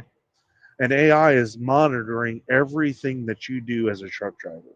It's hmm monitoring your following distance. It's monitoring your speed. It's monitoring stop signs. It's monitoring how long you stop at a stop sign. It's monitoring like rough driving. If you pull into a gravel lot and it's bumpy, and you pull in too fast, now you get it unstable, you know? Like, dude, like truck driving is not what it used to be, dude, at all. Yeah. Like, it's not paper log days anymore, dude. We are so governed by today's society. Like, so many accidents have happened, and I get it with my industry. My industry, you know, we haul arms, ammunition, explosives, haz waste, all of this stuff, everything that can make everybody die. Yeah. And you know, it was 1972 when one of our drivers crossed a picket line down there in Missouri, and they took a sniper shot to the truck, and it created a crater right there in Spring, right where you're at. It made a crater because it was a truck full of dynamite, Holy cow. and I mean, it just completely made like a 13-foot deep crater in the highway. And you know, I know the family of that driver, dude. So understanding what we haul and what we do and why we do it has brought a lot of light to me. You know, it's made the industry quite a bit different to me. Wait a minute. Seeing that, When did that happen? I think it was 70. It was 50 years ago to 14 days ago. So, Oh, wow. Wow. So it's like back in the day, huh? yeah, it was back in the 70s. Oh, wow. But like, yeah, they crossed the picket line, you know, and that was back when, you know, Teamsters and all that stuff, Jimmy Hoff, all that stuff was like still very much in power. Gotcha. Yeah. And so it was, you know, it was definitely, you know, a mafia orchestrated hit. But a lot of people don't talk about that aspect of our industry, like how in the northern part of the United States, when you talk about foreign truck drivers, everybody automatically assumes that it's like Mexicans or Indians. Oh, But no, when it's you the go- Russians. The Russian mob, bro. I'm going to call them out. The See, freaking and Russians. that's crazy shit, isn't it? Yeah. Like, dude, like how many fucking companies that they actually own? Buzna. Right? I am the great shirtless warrior. Oh, my You God. want some vodka? Hey. Hey, what's up, man? What's up? Leg up, dude. But Yeah, like, people don't understand the stuff that we have to deal with as truck drivers. Especially when you're OTR, dude, you never know where you're going to end up stuck for the fucking night. And like, but it's just absolutely crazy. It's nuts, dude, on how much we have to practice self-perseverance. Yep. Trucking's fun. Definitely is fun. All the stuff that doesn't actually go on to videos and stuff like this, you know, like stuff that we can't share because we're worried about, you know, our well-being. Offending somebody. Yeah. But I mean, in light of what's, like I said, the light and dark of what's been going on in the public execution, oh my God, of Mr. Charlie Kirk, you know, it brings Dude, I to was light. so It's fucking depressed, dude. I was too. It hit me a little bit, and I'm not the type of person to be affected by anything, but I got mad. I was like, that is just not the right. That's not right. I don't give a flying F who you are, what views you have. That's just wrong. Especially since all he ever tried to do was talk. Yeah. And he was like, disprove my theory. And he gave everybody an open forum, dude. It didn't matter who you were. Right. He gave everybody an open forum and an open chance, you know, and just say, this is what the facts are. And this is, hey, prove me wrong. Yeah. I literally got mad. I was pissed, you know.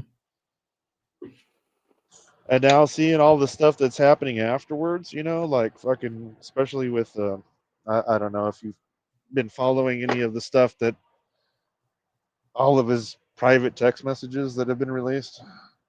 Yeah, there was a lot of bit going on. I mean, there was people were threatening him. You know, he was in a hostile environment, you know, and people just disliked what he did, but it's not a reason to take somebody out just because you dislike what they say, and I don't know, and it put a shockwave through all of the people that do public forums like this, whether it's in public, like he was the extreme out there with the people, what I mean? Here we're protected, right? Nobody's gonna, Yeah. God forbid if anything happens, but we're just on a platform, speaking our minds and talking about things. But he was in the mix of people, like celebrities go out and sing, you got to think about all that stuff now. And depending on who you offend, who you offend and who doesn't like you and who wants Right. your agenda to be shot down, it's beyond me. It really is. The world has gone to shit with the handbasket, But at the same time, dude, I think unfortunately some of this stuff has had to happen because I mean the tree of liberty has got to be watered with the blood of patriots. Mm-hmm. And I mean that goes back to Thomas Paine, that goes back to all of our founding fathers, Thomas Paine wrote Common Sense, and when you start to really understand the aspects of our founding fathers, were they flawed? Yeah, of course they were flawed. Mm-hmm. That's why they left the Constitution open to amendments. Mm-hmm. If we agree as a society to amend something, then we agree as a society to amend something. Can we change Right. it completely? We can. We have the power to do that, but we don't do it with bloodshed. We don't, like, on our side of this aisle, we don't go out and we, like, everybody automatically assumed when that was going to happen, right? Mm-hmm. That the right was going to go off and fucking riot and all of this stuff, and there was going to be all kinds of mass violence and everything. But that's not who we are, dude. Right. Let me answer this one. Did you see the part when they took down the camera after Charlie was hit and canvas? People say there was how. Okay, so this theory of people talking about it was a hologram, that it didn't happen. Talk his wife and kids. I mean, Where they were literally right they were right there. So you can't say this didn't happen. He's no longer here. You know what I'm saying? He is no longer here. I've seen some of that stupid shit. There was a private aircraft that took off and blah, blah, blah, blah. Because, see, I was in that region when it happened, dude. And I watched all of the emergency response, dude. And, dude, it was instantaneous. Mm-hmm. I was literally there in the region driving through from Grandview, Idaho to Denver, Colorado, dude. I happened to be there. By the time that I made it to Denver is when the school shooting happened. Mm-hmm. So there was all of these incidents going on at the time, dude. So I'm watching law enforcement fly everywhere, dude. Dude, they were. I had never seen so much law enforcement. Mm-hmm. And I didn't know what was going on. And then, of course, I'm driving, so I'm not paying attention to my phone or anything. And then all of a sudden, my buddy calls me up. He's like, "Hey, did you see what just happened?" Yeah. I was like, "No, what's up, dude?" And then he told me. I was like, "Dude, no fucking kidding, dude. I was just fucking there, dude." So, yeah, dude. I seen the law enforcement response. I seen everything that happened during the event. I wasn't there, but I was traveling through, dude. So I seen shit start getting shut down. Mm-hmm. And yeah, dude, yeah, there's no question in my mind that it was real. Yeah, it was real. And people are making a lot of different theories on what's going on. And Well, Candace Owens pulled up some shit. I ain't gonna lie about that, man. That's some crazy shit. The stuff that she brought up with the text messages and everything. Mm-hmm. And I mean, I think that there's some plausibility to it, but not beyond deniability. And Could he have pissed off the wrong person? Possibly, yeah, because I think the kid was a pawn. I personally think, and this is just my opinion, I think the kid was a pawn. He's the scapegoat. They're going to go through trial. They're going to go through. He's not the. If you didn't do it, right? He didn't clearly do it. So he's going to get slapped with something, but he's going to get out. So he's the fallout. So all of this distraction to the kid that didn't physically pull the trigger, right? He didn't do it. And they're going to prove in a court of law that he didn't do it because he honestly didn't do it. Regardless if he was there or he attempted or tried or whatever, he didn't do it. There was another entity that was setting this entire operation up, right? It was a professional hit. It was a professional hired hit. And I for mean, whatever reasons, that's what they're trying no to matter find how out. you look at it, dude, like the way that they set up on top of the building, like they didn't set up at the apex of a corner or anything like that. They set up to the left of it. And dude, I've been talking to my buddies in the U.S. Marshals Department, all that stuff, Yeah. and dude, they're smart. They know how to fucking kill somebody, dude. U.S. Marshals, they don't fuck around, dude. And dude, I've talked to them about it. I've talked to a few other fucking people about it, and especially with the untraceable weapon. Mm-hmm. How many people know what an untraceable weapon is, especially in their age range? Right. Yeah, They're not going to find a 30-06 in the woods in a box. It's just not going to happen. Why would you leave it there? Dude, come on, look at the fucking video. He jumps off of a fucking roof and lands on the fucking ground. At what point do you see a 30-06 in this motherfucking man's hands? I'm sorry, Right, but dude, it's a 30-06. You ain't jumping off a roof, tucking and rolling, and fucking not having that poke out in the picture at all. But then or to drop find it it or in the throw it fucking first. woods. Yeah, throw it first. I mean, there was no reason to maintain that weapon. I mean, it's just, dude, leave it there. Or why? If you're gonna drop it in the woods, just leave it on the fucking top of the fucking building. Right. That's what anybody that was going to take a shot like that would be trained to do.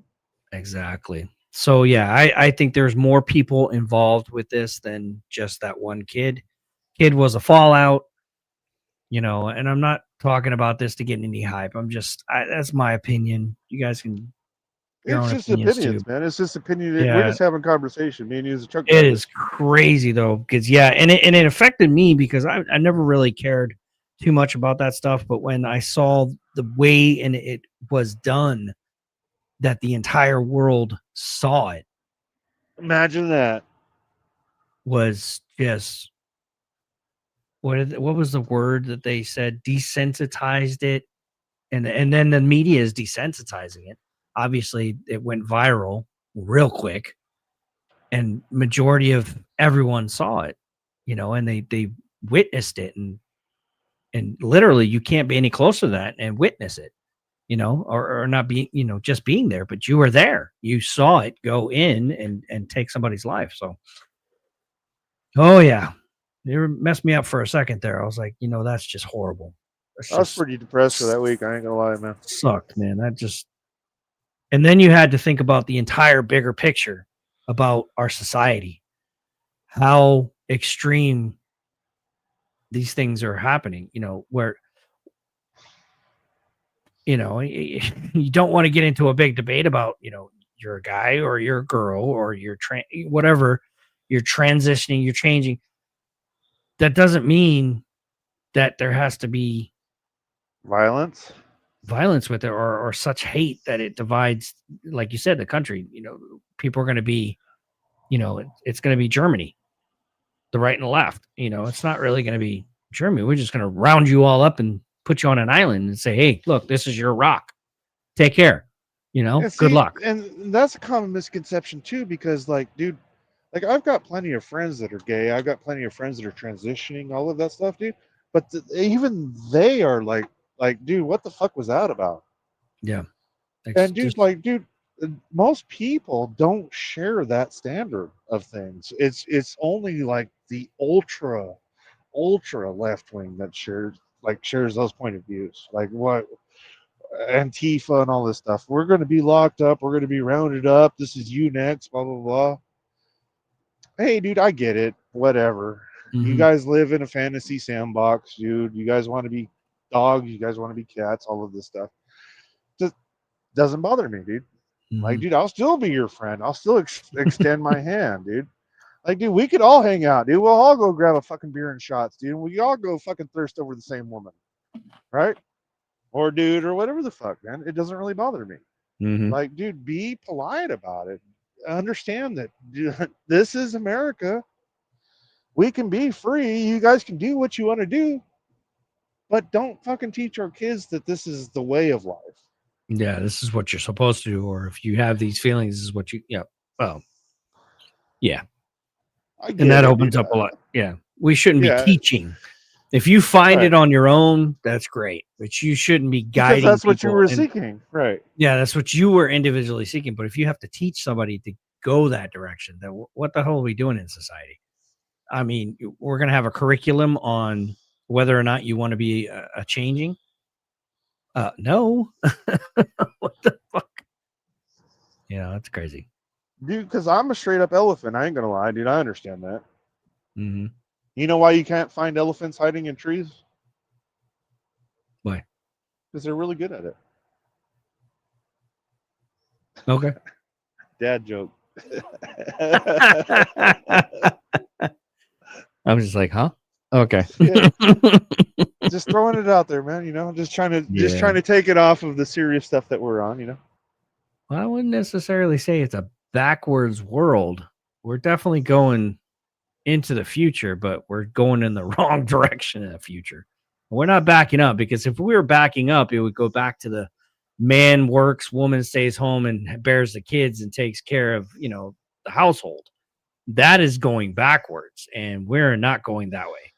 There are women that refuse to get married, and there are women that refuse to have children and want to be the breadwinner and, things like that. So I think in way after I'm dead, way after I'm gone, probably way after you're gone, if the direction that we're going, if women decide not to reproduce traditionally, then we're doomed. Then idiocracy, right? Yeah, people are doomed. There's no more new children. There's no more new births. If women decide, fuck it all, fuck it, I don't want any children, and my daughter, you'll have no legacies. You'll have no more to pass on, and it will all cease to exist if collectively everybody decided not to, because we cannot reproduce ourselves without that. I mean, unless they put them in test tubes, take sperm, take an ovary or an egg, put it in a test tube. You ever seen that old school movie Zardoz? Yeah. I mean, if that's the case, then no women will have birth anymore. They'll just take it'll be all scientific. And then they'll be able to hybrid, generate. And if that's the way people want it to be, then, and then we're having neural sex with like robots, get your. That is true, Patricia. It still happens in the Amish world. Get your neurals off on, on some robot, and you're I don't know, not even significant other. If you're not going to have a girlfriend, you're not going to have a wife, you're not going to have the traditional getting together, getting married anymore, then you're just going to go to I don't know, if a woman feels like she wants to have a baby, she just goes to get a test. I don't know. It's just, if that's going to be the future, I hope I'm way dead before that happens. Isn't that what Blade Runner was kind of about, though? Yeah, it was. Yeah, any of those scientific movies about test tubes, people are just getting away from being intimate with each other and just scientifically pop one out. There you go. There's the next generation of people, humans, hybrids, half human, half robot, half computerized. I mean, other than 1984, right? Yep. See, that's the year I was born. That's why I said it was a great year, because that was a great book. Right. But now we're getting into the point about city speak and all that stuff, and like they're kind of desensitizing us to want to be with our significant other. Yeah. When you look at media and everything's all about cheating. Everything's all about being with somebody else. It's all about seeking or creating doubt. A lot of doubt. Yeah, and now everything's hymns and blue chews and all of this stuff, and it's like, really, dude, our society is not about that, dude. Mm-hmm. and in the Communist Manifesto, a lot of people don't even talk about this anymore. But that was the few things that they actually talked about. If you want to destroy the sleeping bear, which was us at that point, then you need to attack their spirituality, you need to attack their masculinity, and you need to attack their sense of oneness. And And what divide. are they doing? And divide. There's a lot of And division too. where are we at? Yeah. Well, They true. think that we're right for the plucking, dude. And I don't agree with it. Like, dude, as an American society, yeah, there's one aspect of us that are kind of like that, but then there's the rest of us. And the rest of us are like, no, dude, behind every blade of grass is 1,000 guns.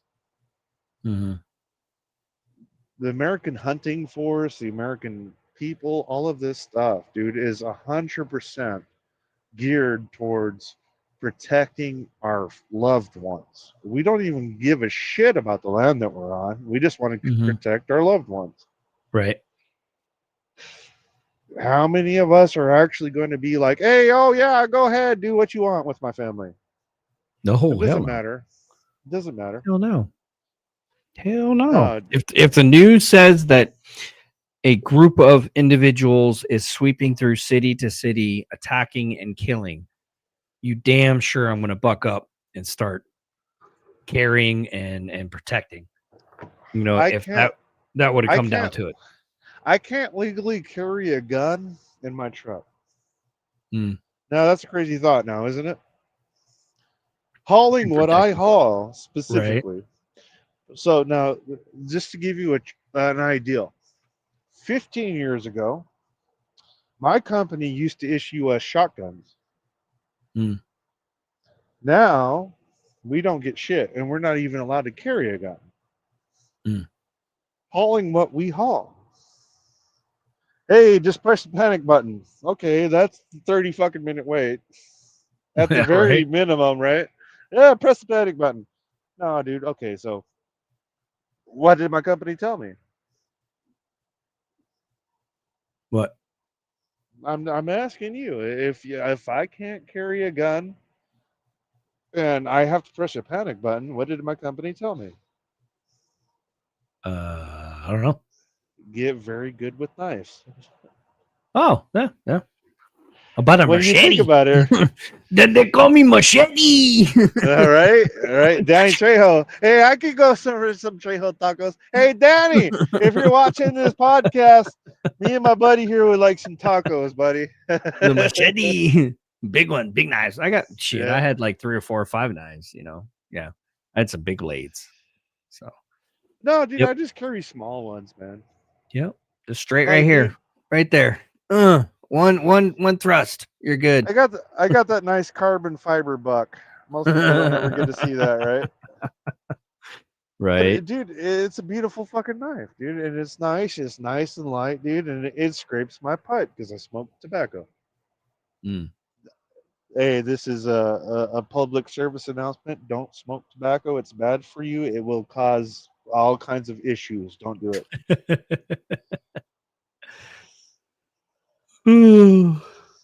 What did Brenda say? Brenda said, I'm going back to the Wizard of Oz days, and Tin Man will be my guy. I'm going to buy cases of WD-40 and keep him oiled up.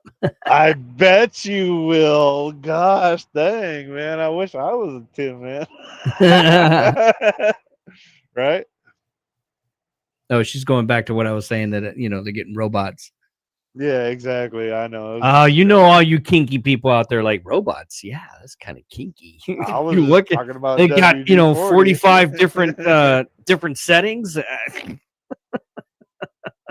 All it needs to do is vibrate and blow air. Was that Fisto on Fallout? As long as it sucks, we're good. It's got some good vacuum sucking. We're all right, you know. But they're so lifelike. I mean, the robots that are coming out of China, those sick little fuckers. Crazy, isn't it? Yeah, they're like all fucking a bunch of little girls and shit.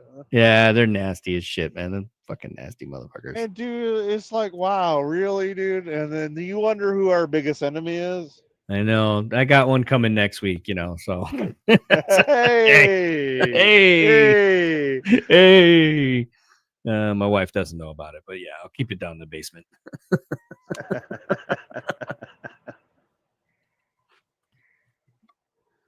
Oh shit, she watches my podcast. Maybe she'll find out. What are you talking about? Oh, What? shit. Here we go. Is that why we have a big deficit right now? No, not really. It's just put. It wasn't $7,000. Don't worry about it. Who just takes out $7,000, without telling your spouse? Yeah. That's like Who's talking right in the there. basement? Don't worry about it. They don't need food. It puts lotion on the skin or else it gets the hose again. Oh my god. Man. All right. Well, I gotta wrap this up. I gotta get ready for work. I'll be driving tonight. All right, Hey man, brother. I appreciate you coming on, Andrew. Thank you very much. And Can I hit him with one more joke before we go? Yeah, go ahead, bro. Hey, check it out, man. When I was practicing to be a truck driver, man, I was sitting out on the fucking curb, and I had a cat underneath one arm, and I had a bag full of M&Ms. And I popped some M&Ms, reach down, lick the cat, step over, sit down again. So these two old ladies, they were watching me. They're like, I think there's something wrong with the wood boy. What's wrong with the wood boy? Well, look at him. He's got a cat underneath one arm. He's got a bag full of M&Ms. What the hell is he doing? And they were like, well, we should go out there and check on him. So they came out there and checked on me. Hey, Sonny, what are you doing? I said, ma'am, I'm practicing to be a truck driver. And they were like, what do you mean you're practicing to be a truck driver? Yes, ma'am, I'm popping pills, licking beep, and moving on down the road. So he's practicing. Oh my god. lizard. All right, my man. Lives, man.